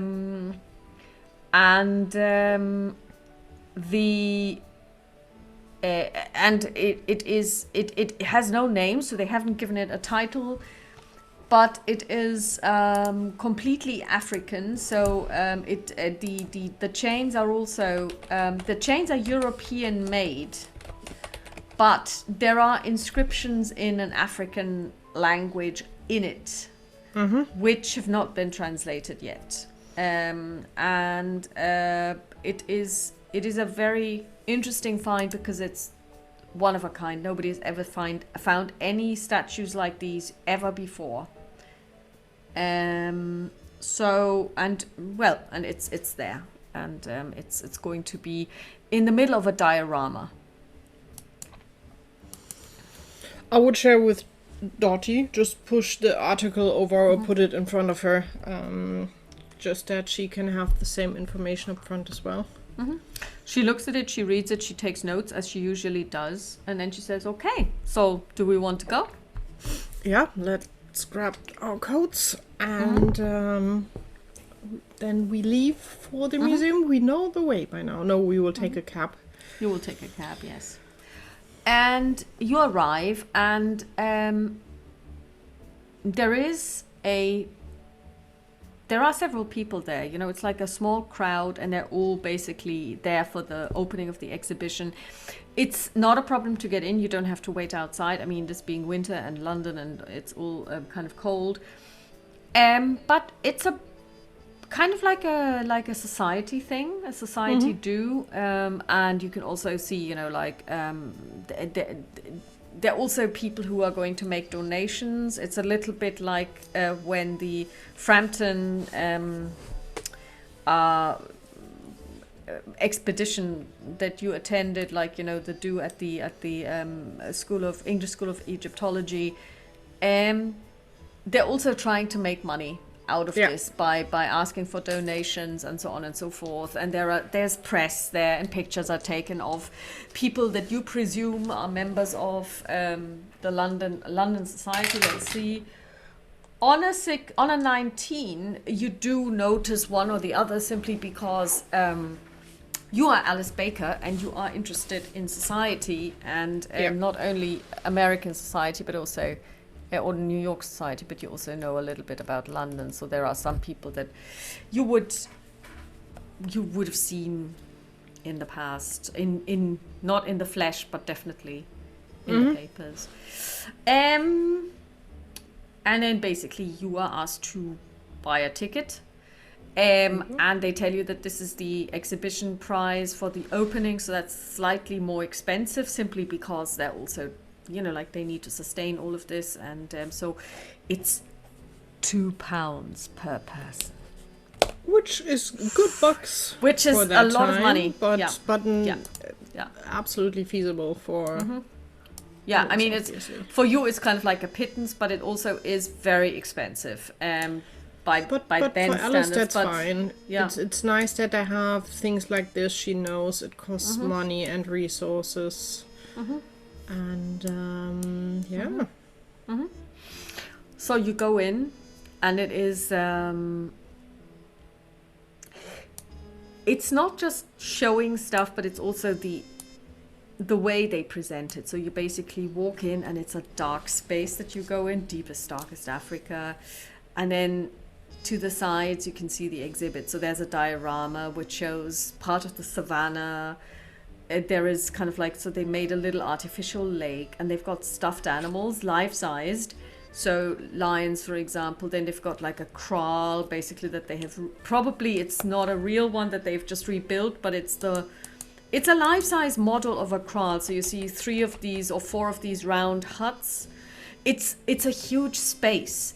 But the thing is, you have this diorama, and then it gets dark again, and you go to the next part, and it's lit, and you see the things there. Then it's dark again. So it's really like, it's almost leading you. You have a feeling it's probably leading in a circle.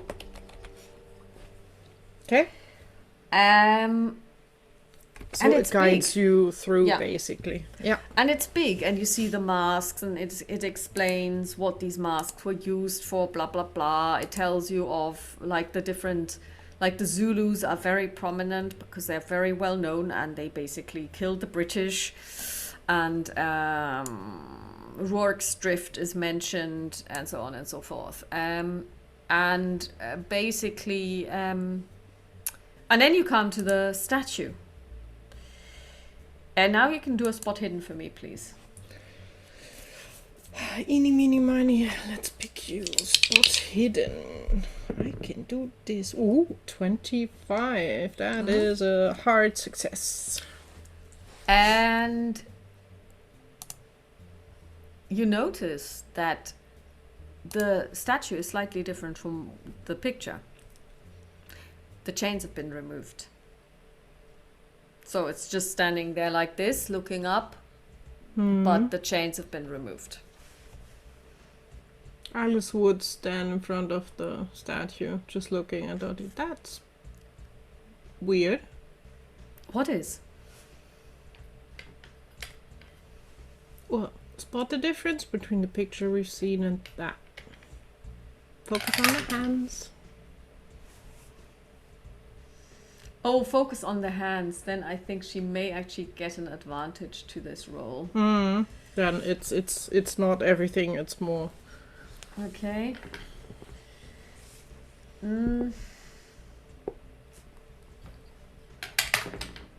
No, 79 is too high and 89 is even higher. She doesn't spot it. Why did they take off the shackles? Handcuffs, however you want to call them. Shackles. It's shackles. Shackles, actually. probably, yeah. Yeah. I don't know. But you're right, they're gone. Alice will look around for someone who looks like they belong to the museum. There are several people who look like they belong to the museum. Whoever's next. Alice would just carefully step up to him. Excuse me? A young man turns around. Yes, miss. I suppose you're with the museum? My name's Philip Blake. Yes, I'm a student of Dr. Thomas Brewster's. Can you enlighten me why the statue was changed to the original version? The original version? How do you mean? Well, the version we've seen in the papers had shackles on, and that one does not. Oh, well, that depends on what you think the original version is. We are not sure if the original version isn't one that actually had the shackles. We took them off because we wanted to show them to the public. So they're over there, and he points to a glass case, and there you can see the shackles. And also, they really needed cleaning because otherwise you couldn't see the writing very clearly. Not that we have been able to decipher it, but we just wanted to give the public a closer look. Thank you very much for the explanation. Mm-hmm. And Alice will move over towards the glass case to have a closer look, just curiously. So, the shackles are heavy chains and basically half, almost like like a half circle made of metal that you would fix around the wrists or the ankles, and then a round piece of metal stuck through two rings, and then one on each side had a lock, and then the two locks were again locked together. So make an education roll, please. Okay, let's see. Education. Oh, that was a good one. A 35 is a hard success. You have seen those before. They are the run-of-the-mill plantation slavery. I mean, not these ones, but the type. Yeah, but similar. And they haven't changed much over the last 400 years because, they have been tried and tested and they work. And you would have seen them on pictures of slave farms or slave transports in the United States. Okay. Though these ones have like inscription or something in Yes, you can tell. It's definitely been inscribed, and it's definitely, I mean, it's more than just scratches. So it's not like somebody basically maybe said, I was here, but it seems like text. That, well, we obviously cannot, if they can't decipher it, we can't read it either. Probably not. Okay. It's not Nordic runes, I suspect. No, not at all. Very far from it. It doesn't look like any writing you've seen before. Then, yeah, we'll have a look. But then I think move on through the exhibition. Okay. You go on through the exhibition. There's also artwork, of course. There are statues, like the smaller ones were basically with the elongated heads, those African statues. And you spend the better part of 4 hours there because there's a lot, and there are also plaques to read with information, provenance, where does it come from, what does it mean, blah, blah, blah. And I would say you're probably finished at around 2. Okay. Yeah, we will take our time. We're not in a rush. Yeah. And yeah, that was interesting, Dottie. Oh, very much so. Yes. She also decides to buy a catalogue. I think afterwards Alice would again look for a place for having then a late lunch. That's not Just a a problem small at all. thing. Yep. And then, well, if the weather is with it, maybe having a stroll through the park. Yeah. The weather is clement. So I think we would pick St. James Park. Although I honestly don't know during that time which park would have been decent for the higher society, but I suspect St. James Park because it's near Buckingham Palace, so let's go with St. James. You go to St. James Park. It's beautiful, nice weather, lots of pigeons, some pelicans as well, and Squirrels. I hope a lot of squirrels. lots of squirrels. Yeah, and then, at some point, it gets dark because it is It's end of winter. January. Yeah, that's our cue Yeah. to go home. I suppose. Since Dottie also planned cooking. Yeah, and Dottie's going to do some cooking. And then you've got nothing planned for the evening, so Dottie will actually start reading. And, I think we would both read. Maybe play a round of chess. I'm quite Yeah, sure. absolutely. You've Pamela got a traveling has a chess chess. set. You have Yeah, a traveling but- chess set as well. Yeah, Oh, that's true, but I'm quite sure Pamela has a nice chess she does. Yeah, she does. set on the table probably that we will use, which is definitely nicer than a travel one. Yeah, it's really beautiful, and you have a nice evening. There And is alcohol. Do you drink? No, it's good that we have the same idea. Dottie would recognize that Alice is not touching alcohol at all. She will stick to water and tea, basically. Okay, very good. And Dottie does recognize it. She realizes it, but you notice that she notices, but you also know she wouldn't say it because that's like rubbing it in. Yeah. And then and then you also spend some time reading, and then after a while, like let's say 11 o'clock, she goes to bed. Yeah. Alice would go to bed as well. There's not much. It's a holiday, so Yeah. getting So enough the sleep because we will have travel, and I'm quite sure on 7 days on a boat you will not sleep the best. I honestly don't know because I saw a documentary about the Titanic, and until the time that they hit the iceberg, it seems to be that those ships were so big that you didn't necessarily notice the I don't know what you call it, the movement, like the I think when the movement ships of the ocean, yeah, the up and down. Yeah, but yeah, it's definitely a good. And I mean, having said this, now you have like, while it's not your house, you also the two of you are on your own. So it's more like because the butler really kind of like keeps to himself. You hardly ever see Trevelyan.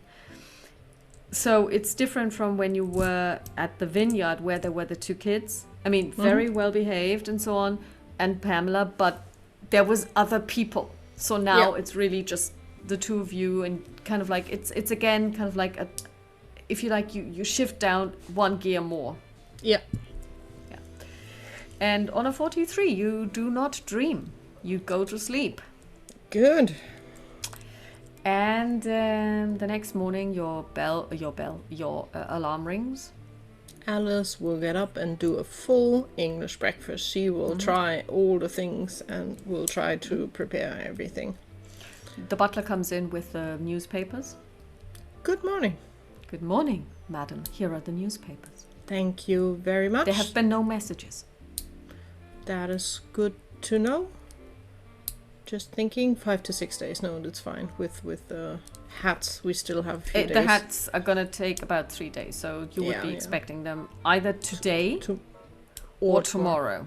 Yeah.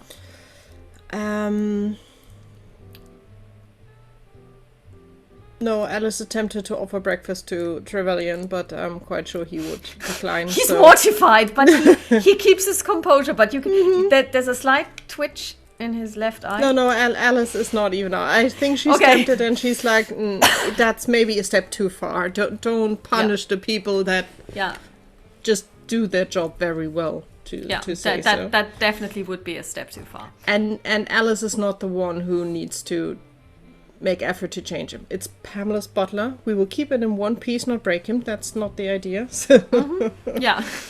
Alice will try again to make nice coffee. Let's see today. Oh, that is better. That is a 29. That's still not working, but it's better. Oh, 29 is a success at least. It's a success. So the coffee is decent. Then please tick it. Yeah, I will. So it's you can really drink it. It's not the best that we had. It's clearly not touching what we had in Egypt, but it's good. It's a success. So yeah, and Dottie comes down and she. Oh, did you make mocha? Yeah, today it worked out. Yesterday I tried, but I decided this is trash. So today it's quite good, I have to say. She Not tries the and best said- that we had, but a little. But it's very close to what they served in the hotel. Very close. Very well done, Alice. Very well done. I'm really impressed. You really got the take it off just before it boils down pat. Yeah, today I just had the right feeling. Probably tomorrow it will be crap again because it still feels like a lottery. But I can tell you one thing: the feeling will become more stable every time you try. Probably. So practice for both of us that we both will be mocha queens when we're back home, so we can impress people when they visit us. Yes. And basically then you start eating. She's a lot more lively today and she eats more. Do you take a look at the papers? Yeah, Alice will sit down, have breakfast as well. A little bit of everything. So not just toast, because she put some effort in the food, so she will eat a little bit of everything. And she will just snoop through the papers, just curiously. Not really looking for something specific, just snooping. As you know, just browse through and see what catches Well, you come her eye. across murder at the museum. I think with that, she puts down her cup a little bit too quick. It spills a little, and she's like, holy... And she will start reading. Peter Morrow, security guard at the British Museum, was found murdered in the early hours of this morning at his place of work. That was the guy who was responsible for the for the African. No, it's a security guard, Peter Morrow. Oh, You have never heard okay. his name before. The person you met, so you've got Dr. Thomas Brewster, who's a professor of African archaeology. Brewster was it? Okay, yeah. And his student that you spoke to is Philip Blake. Okay. He basically explained to you why they had taken down the chains. That's Philip Blake. Well, there was a murder in the museum, Dottie. What? One of the security guards got murdered. And Alice will look at the papers again. Do they say where, in which part of the museum he was found? Just curiously. He was found in the Africa exhibition. I would share with Dottie, like a summary. I will give her the paper afterwards to read in peace and quiet. Maybe she reads things I oversee. Really? Of all the places, he couldn't get murdered and thrown into the Thames somewhere completely differently, maybe at Tower Bridge? Alice would screen the article again. Was anything stolen? Interestingly enough, they do say that they did check, and so far they haven't determined that anything has been stolen. Okay. It seems like a random and reckless and meaningless crime.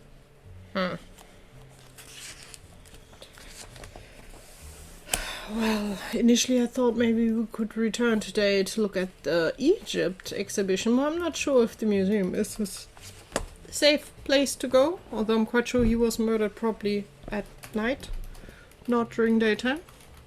Well, I mean, I would wonder, is it even open?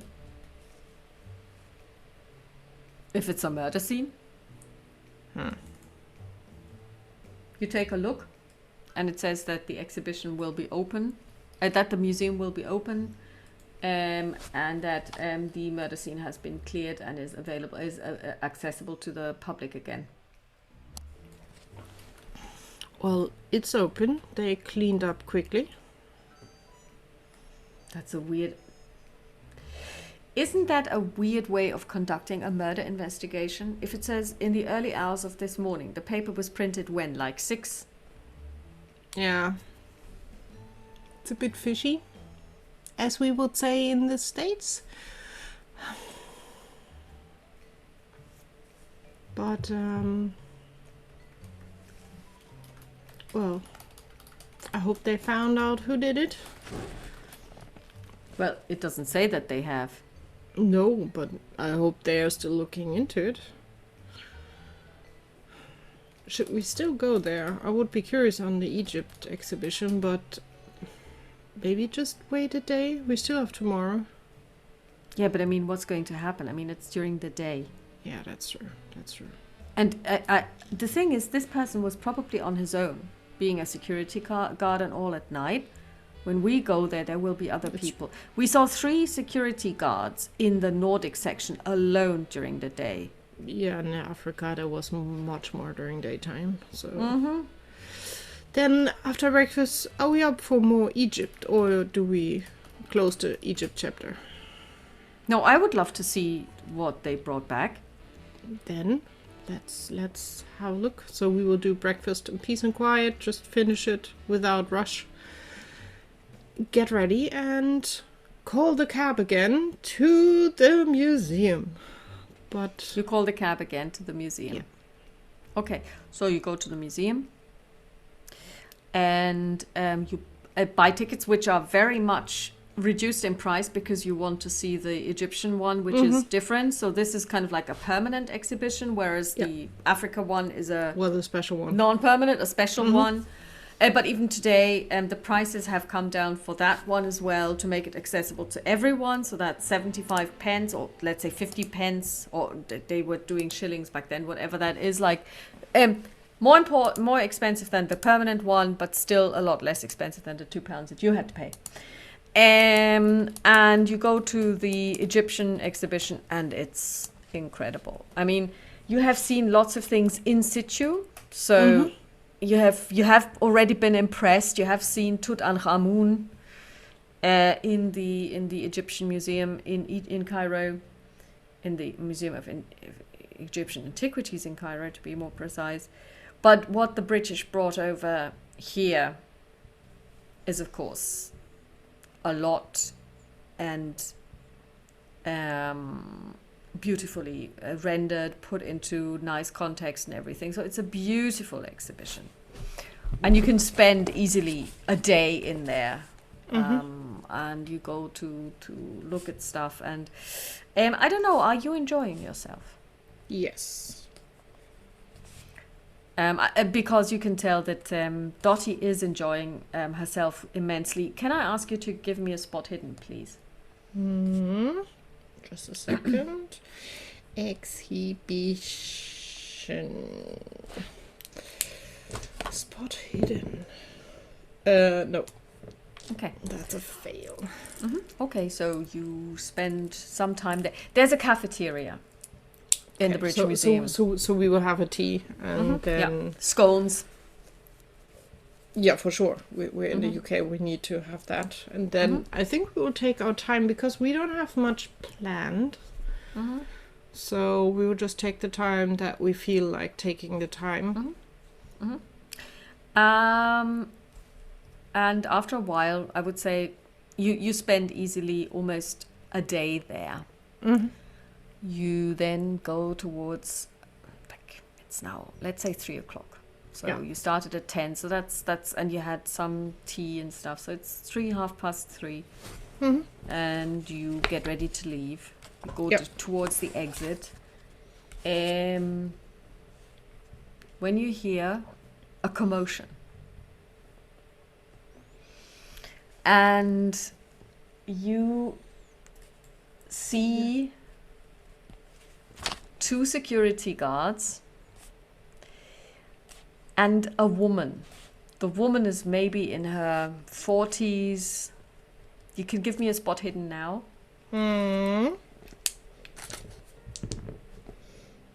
That is a 9, so a critical success. Okay, so this woman looks definitely like the type of echelon of society that Dottie's mother would be in. She has a very, very, very working class accent, London accent when she speaks, which I'm not even going to try and attempt. And she's basically shoving the security guards, and she says, I don't care what you say, but my daughter hasn't come back, and she works here, and I want to speak to the governor of this place because my daughter hasn't come back. And then he's like, well, maybe you should check where your daughter goes at night, and she slaps him. And the other one says, well, come, Mrs. Burke, you'd better not cause a scene. We've got guests here from all over the world visiting the British Museum. We cannot basically have you stand here in the middle of the foyer and shouting down the house. You'd better leave now, and your daughter will come back. It's not a problem at all. You know what we called her? Loose Lizzie. So, there's a reason for that name. She slaps this guy as well.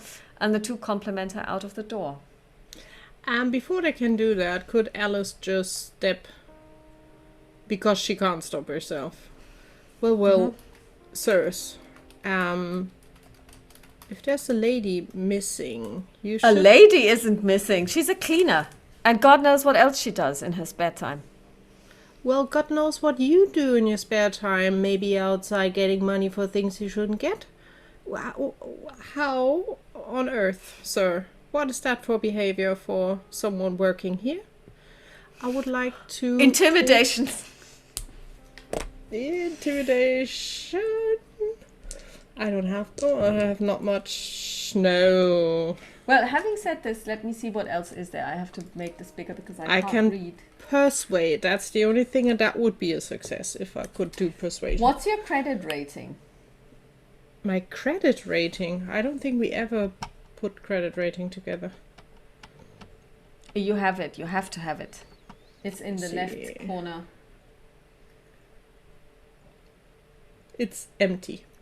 We never talked about money or credit rating. Okay, then I'm gonna give you 90 because that's what Serena Joy had. Okay, 90. 90. Yeah. Okay. Yeah, 90 because Dottie's is 9. Oh, we actually need to up it because she now has more money. I'll put it up to 15. Then I rolled a 42, so it would be credit rating, hard success, and persuasion would be a success as well. Okay, because this is really about class talking to class. Yeah, and I'm class-wise, I'm above all of them. All of them. I mean, and way up there. I mean, you are American aristocracy. Yeah. And you would also see that Alice would change her composure. She would be now more stiff and more from above, really, which she only plays that when she has to. Yeah.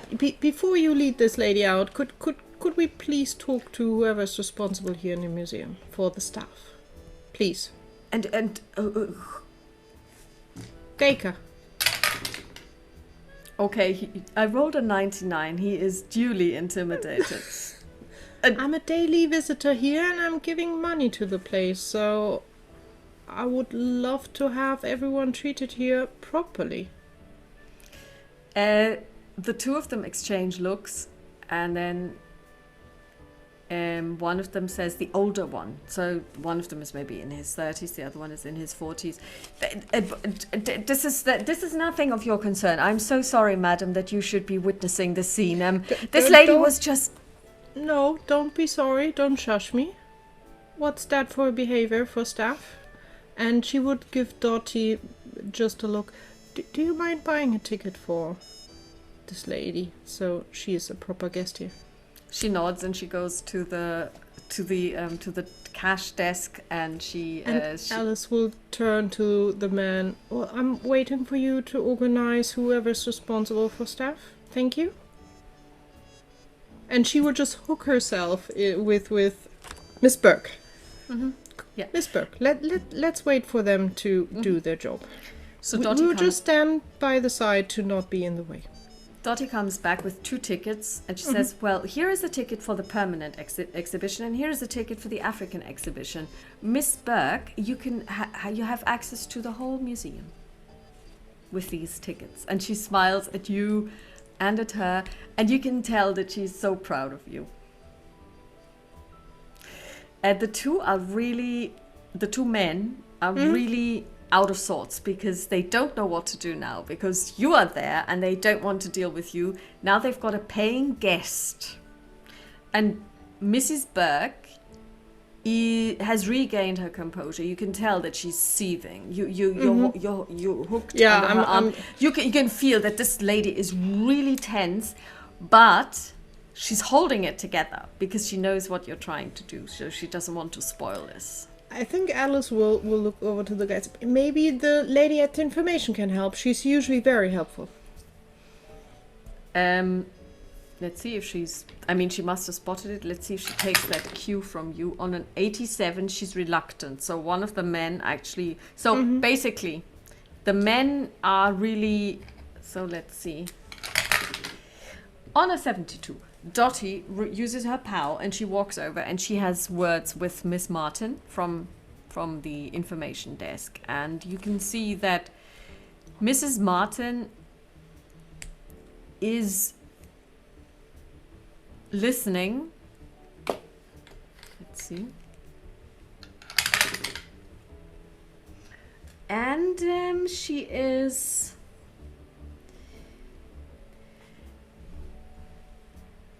She gives in.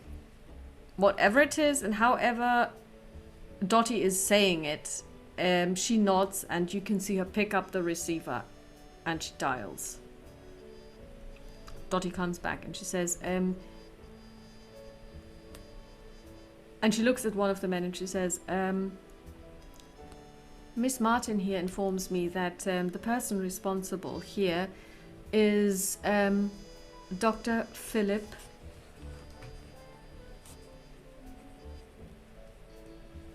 Bradford, and she's asking you to escort us to his place.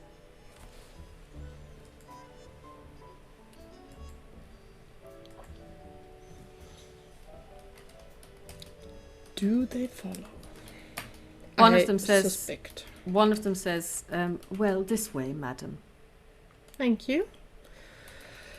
And 3 ladies will follow the guard towards the office of And this time Mr. you actually Bradford.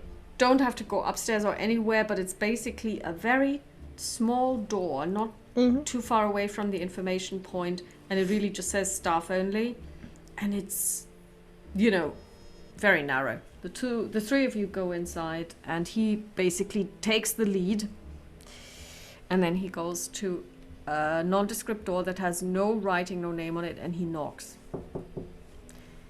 Come. And he says, please wait a moment, milady. And he goes inside. Then he comes back after a couple of, maybe half a minute. And he says, please do step inside. And he holds the door for you, and then he closes the door from the outside. Dr. Alistair Bradford is about your age. He's very young. You would have maybe expected somebody older. And he says, Miss Martin tells me that you would like to speak to me. How can I help you? Well, thank you for taking the time. We are current guests here, and as a private investigator, I'm quite curious on, after staff being murdered, now staff being missing, pointing to Miss Burke, and no one really wants to take care of that. PI, when you mention it, he rolls a 97. His basically mouth falls open. He closes it quite quickly again, but not so good. So, the daughter of Miss Burke, Elizabeth, Is missing. is missing. Yes, and she's working on the crew here as well as a cleaning Yes, she's lady. a cleaner. Did she show up for work? I honestly Yesterday. don't know. The cleaning happens at night when I'm not here. But Do you have books on who? Well, you need to document who is going. well, in I and mean, I don't. outside. I never got a message that she didn't show up. So that would mean that she did show up, because we only record it when people do not show up, because then we need to deduct their pay. And It's less a to lot more document. efficient, yes. I So understand I you have completely. no messages that she did not show up for work. So my assumption is that yes, she showed up for work. But she never made it home, so might there be a chance that next to the poor man dying, something else happened here? Somebody died. That's Mrs. Burke. Mm-hmm. One of the security guys were found dead. She goes white as a sheet. Mm-hmm. Alice will. That does not mean your daughter as well, because they would have found her elsewise. So, can you tell me which area her daughter is usually responsible to keep clean?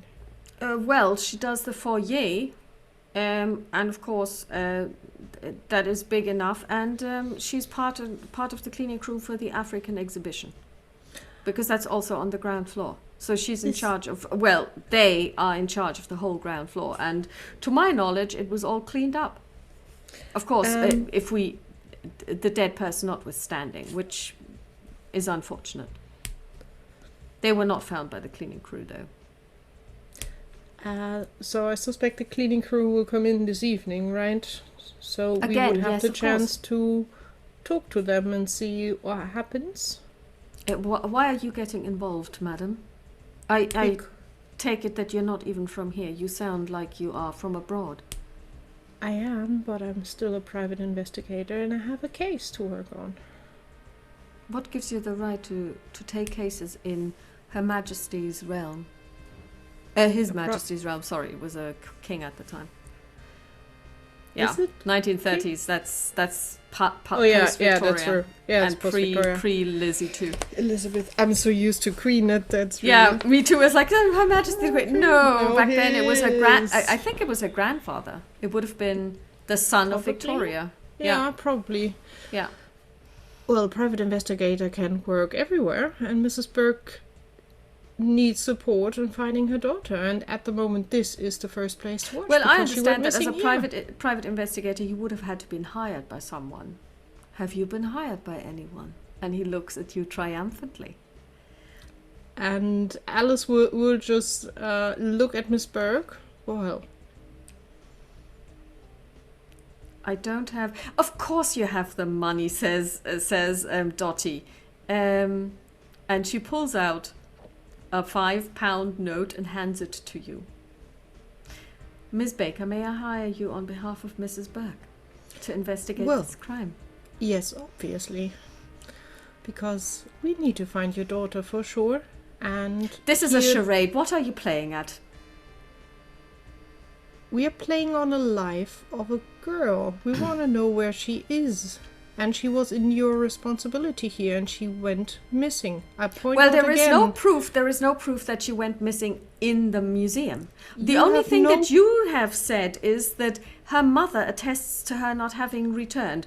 I mean, may I remind you that this young lady has a reputation and a nickname, which I shall not repeat here, which to my mind basically indicates that she may be inclined to spend her nights elsewhere. It also might incline that someone is very jealous and making weird stories about someone. You follow gossip in your role as a doctor, which is quite surprising to me. I'm not saying she definitely went missing here. We are starting here, and I hope for your full support. If not, I can go to Scotland Yard. Because honestly, the combination of someone dying and someone going missing in one night is kind of suspicious, I have to say. And I thought the museum is a safe place. What else happens here?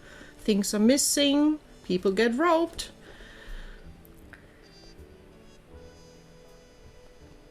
You know, storytelling goes a long way. He wrote an 85. He is completely out of his depth. You have completely flabbergasted and discombobulated him. I will give him a second to sink in. So my only request is, could we please talk to the cleaning staff this evening when they come to work? They should be able to confirm if she left with them or if she just disappeared. He raises his hands and then he puts his palms on the worktop of his desk and he says, all right, Miss Baker. Also, Alice would put her card on the table. Just to have an official private Yeah, that doesn't help. Card. He's getting more and more into this kind of thing. Miss Baker, I herewith officially tell you that there is no indication that Ms. Burke went missing from the museum. I will acknowledge that her mother, Mrs. Burke, indicates that her daughter did not come home.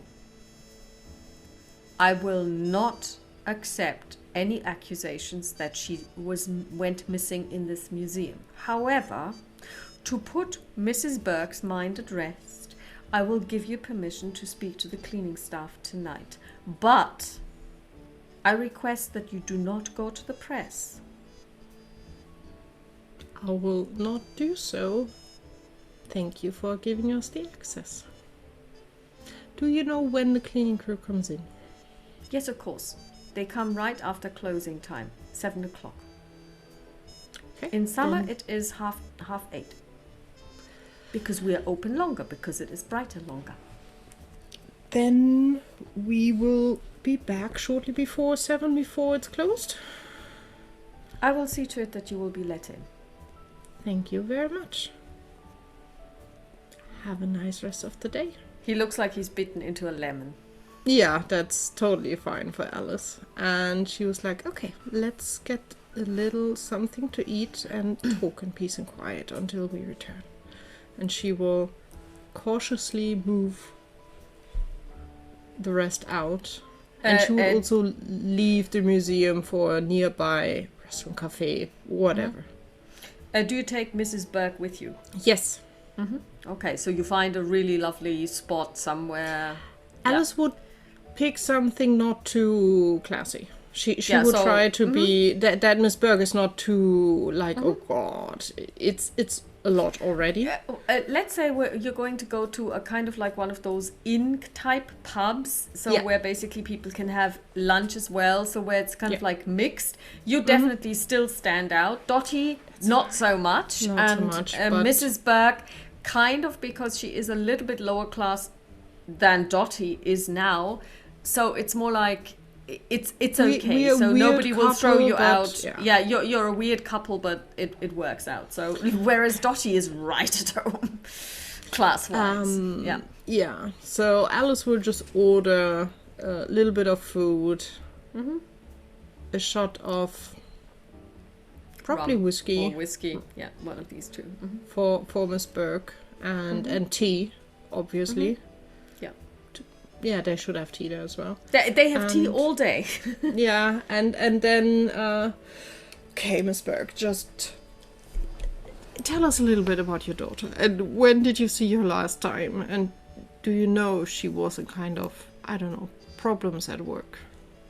Or outside work? Well, I mean, my daughter, she was... the last time I saw her was just before she went to work. It's always the same. In the evening, I put out the dinner and then she just eats and then she goes off to work. And her shift usually finishes about, it's an 8-hour shift. So because the foyer and then there's a break and, and then putting away the implements. So she would normally be back in winter at about 8:30, 9:30, 10:30, 11:30, 12:30, 1, 2, 3... round about 4 o'clock in the morning, and that's when I get up at 5 for my husband to go to work, so I prepared the breakfast for him. But she wasn't in. I could tell.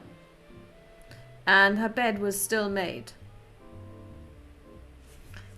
And so she didn't come home from work. And she hasn't been home since. I mean, it's now in the afternoon because you spent the morning in the Egyptian exhibit. Yeah. So, no word, nothing. And I mean, where would she go? That is a good question. Either she went with someone and lost track of time, or we need to find her.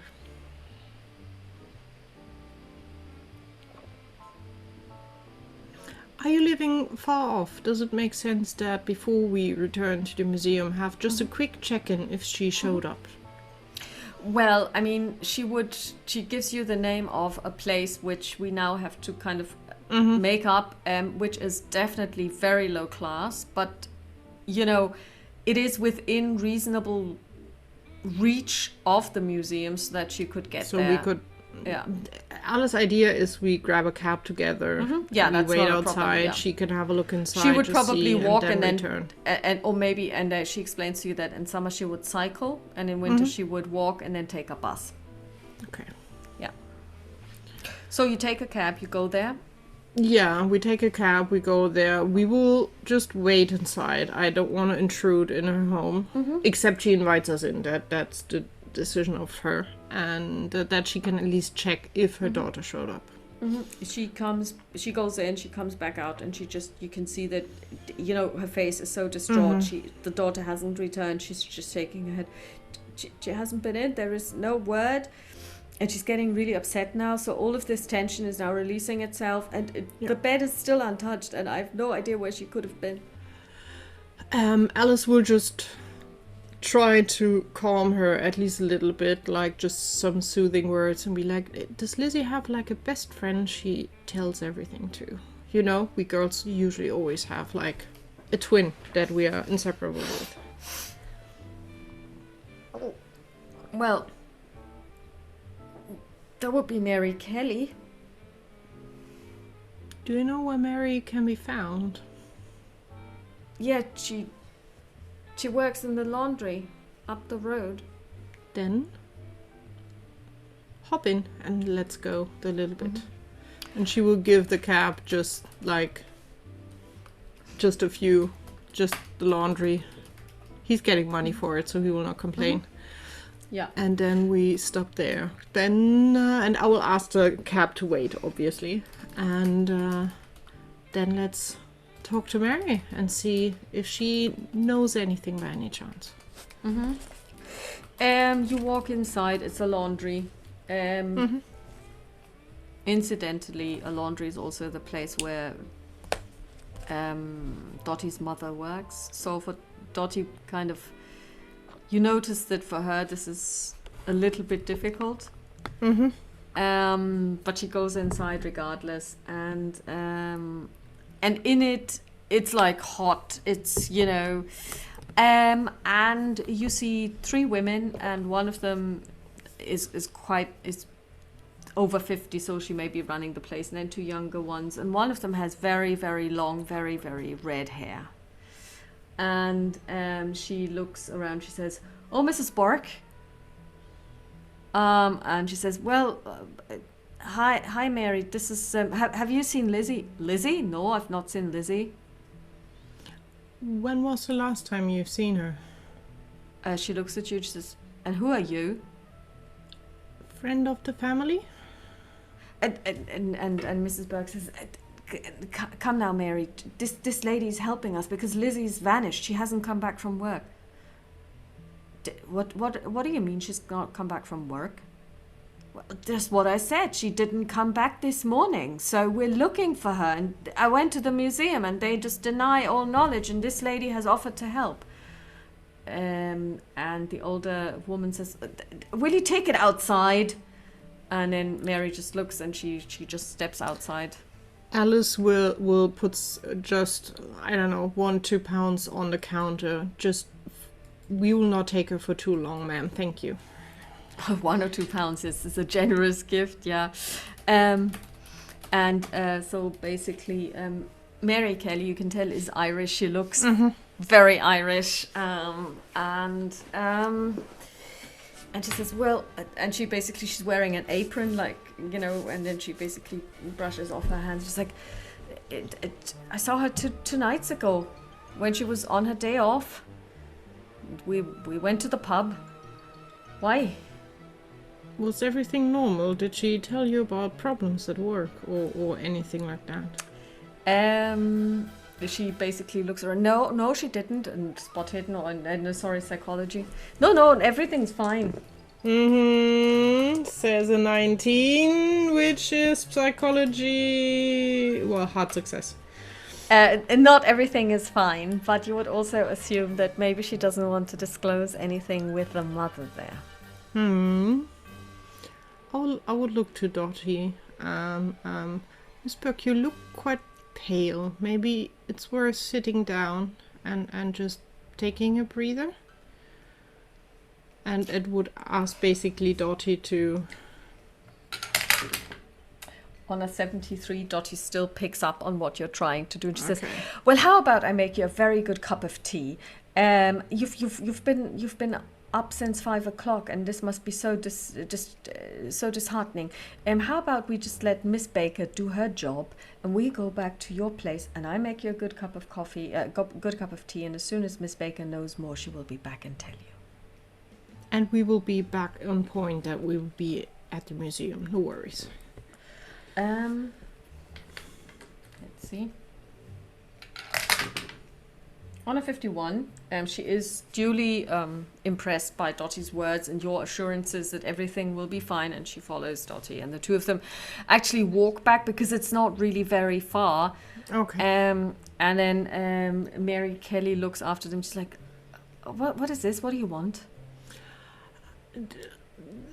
Come on. She will just pick wherever we can sit. If it's boxes or... Honestly, Alice doesn't care about getting dirty. There's a pub right there. Oh yeah, a pub is a good idea. Well, you will not be into trouble for a smooth break. I left some money there. Oh, so that old bat. No. You gave her £2. That's more than I make in a month. Then what do you think about getting a pint in there and let's have a proper talk? Are you buying? Mothers around. Yeah, obviously I'm buying. She gives That's you how the game works. White smile. She has beautifully pearly white teeth. So, and we will take a table. Order whatever you fancy. On my tab. She goes to and she comes back with 2 pints of Guinness and also a glass of whiskey for herself. Perfect. So, I get when mothers around you don't want to talk openly because clearly mothers have the perfect angel picture of their daughters. Which we all know we are not perfect daughters, aren't we? But I would be curious if you have any idea or any reason why she is missing. Did she run off or did she have problems that we need to have a closer look on? Because obviously it's not normal that she's not returning home. Well, I mean, she does have a reputation, and that reputation is really well deserved. Okay, so she's spending time elsewhere, outside work. Yeah, but now there's a special someone. Does that special someone has a name? Did she say anything? I'm not allowed to tell. What if that special someone is the one who took her and is not letting her go? There are a lot of creepers out there. Why would you want to do that? Men are weird. Especially if they have a little bit of money. I'll drink to that. And she takes the whiskey and downs it. We just want to make sure she's fine. You didn't hear this from me. You didn't hear this from me. We did not. His name's Peter Walker.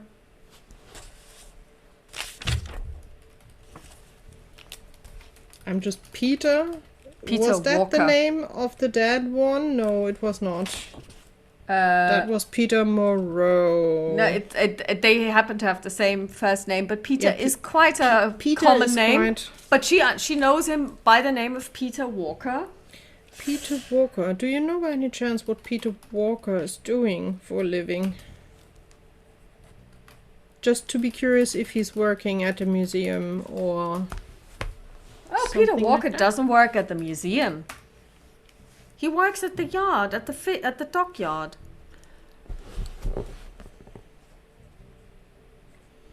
Okay.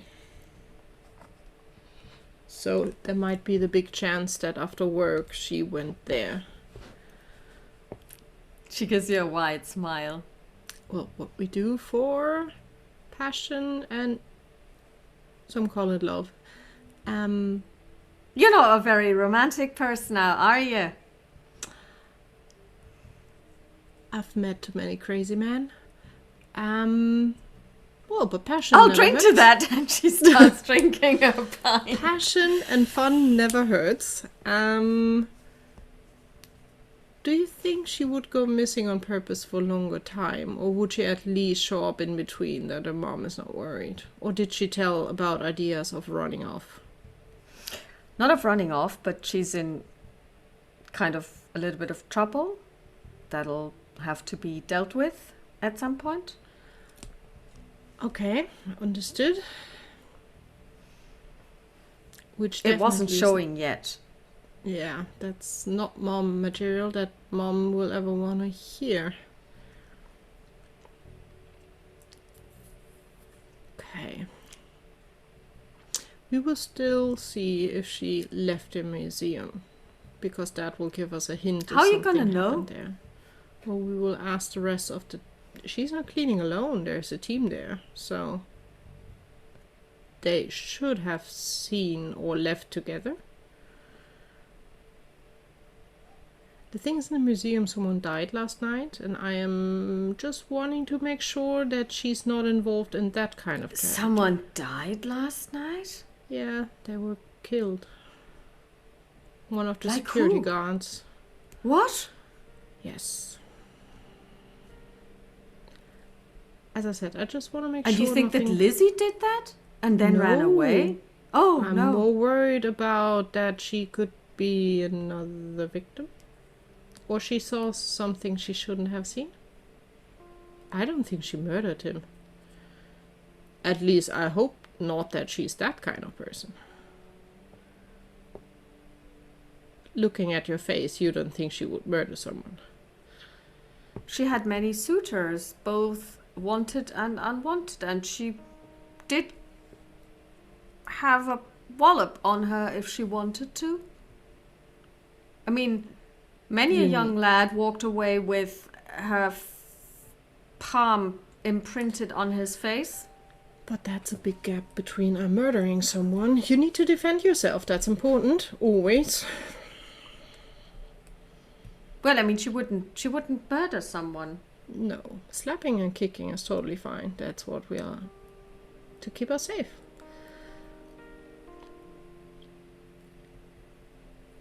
If you don't mind, and Alice would put over 2 more pounds. She's losing a lot of money in London. It's an expensive trip. Yeah. But 2 more pounds over to Mary. She puts it Just- in her. If after work you wouldn't mind to just have, I don't know, a listen. Keep your eyes and ears open if Lizzie's around, and if so, please kick her butt that she at least gives her mother a sign of life. I will. That would be lovely. Thank you very much. Thank you. And she downs the rest of her beer. But now I'd better get back to the old bat. Do that, and I will head back as well. Have a nice rest of the day. You too. And Alice will also down her drink, just in the same fashion, because Alice can also a lot not be a lady. If She appreciates to. it.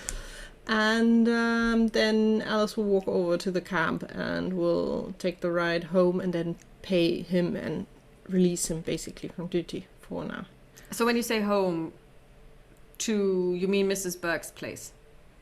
Because that's where Dottie is. Yeah, then to Miss Burke's place. Oh, no, then the cab will wait in front of Miss Burke's place. Never mind. Yeah. So you knock on the door? Yeah. Interestingly enough, Dottie opens. Alice. I've asked her to lie down. Makes sense. Yeah, she's very upset, but I told her that you would be in touch tomorrow morning with news, or if you learned anything tonight, you would be in touch tonight. Okay. So we do the museum. I've also asked if she has a neighbor that could come over, and one of the neighbors is going to come over, in half an hour or an hour, and they will give her something to eat if she will have it, and we'll sit with her until her husband comes back from work. Okay, then we wait for the neighbor and then leave. All right, so you wait. An elderly woman, maybe not elderly, she's 50, like a matron type person comes in, and she basically then takes over, and she says, yeah, well, her husband is going to come back from the dockyards in about half an hour or so, or an hour. I'm going to prepare something for him to eat. I don't know if she will eat anything, and then I will also go home. Thank you so much. Then we will leave for the museum. So you go to the museum. Take the cab, go to the museum. In the cab, I will give Dottie all the information I got from Mary, and that Dottie is in as well.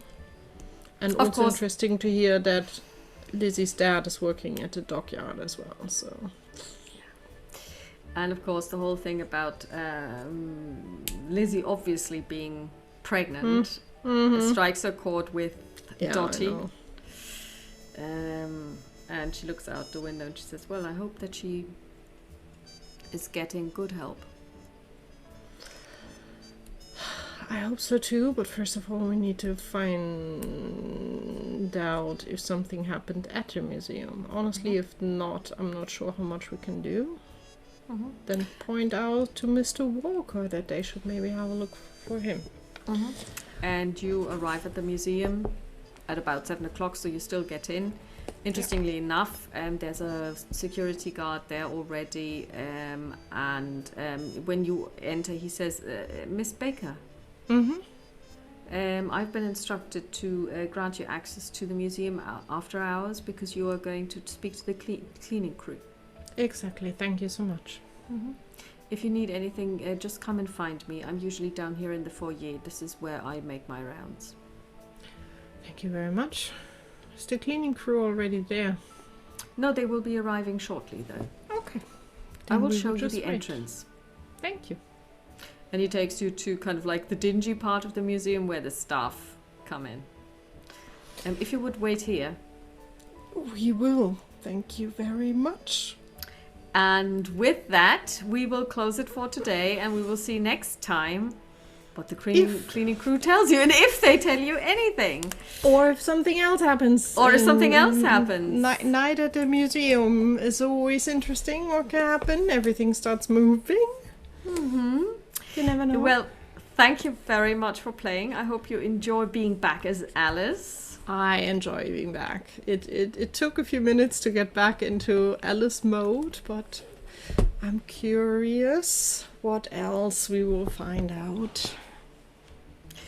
And then we would like to thank all of you for listening, watching. Thanks to our patrons for supporting us. And well, now we're going to have a longer period of time with Alice and Dottie because we're going to go to the United States, and then interesting things are going to happen there.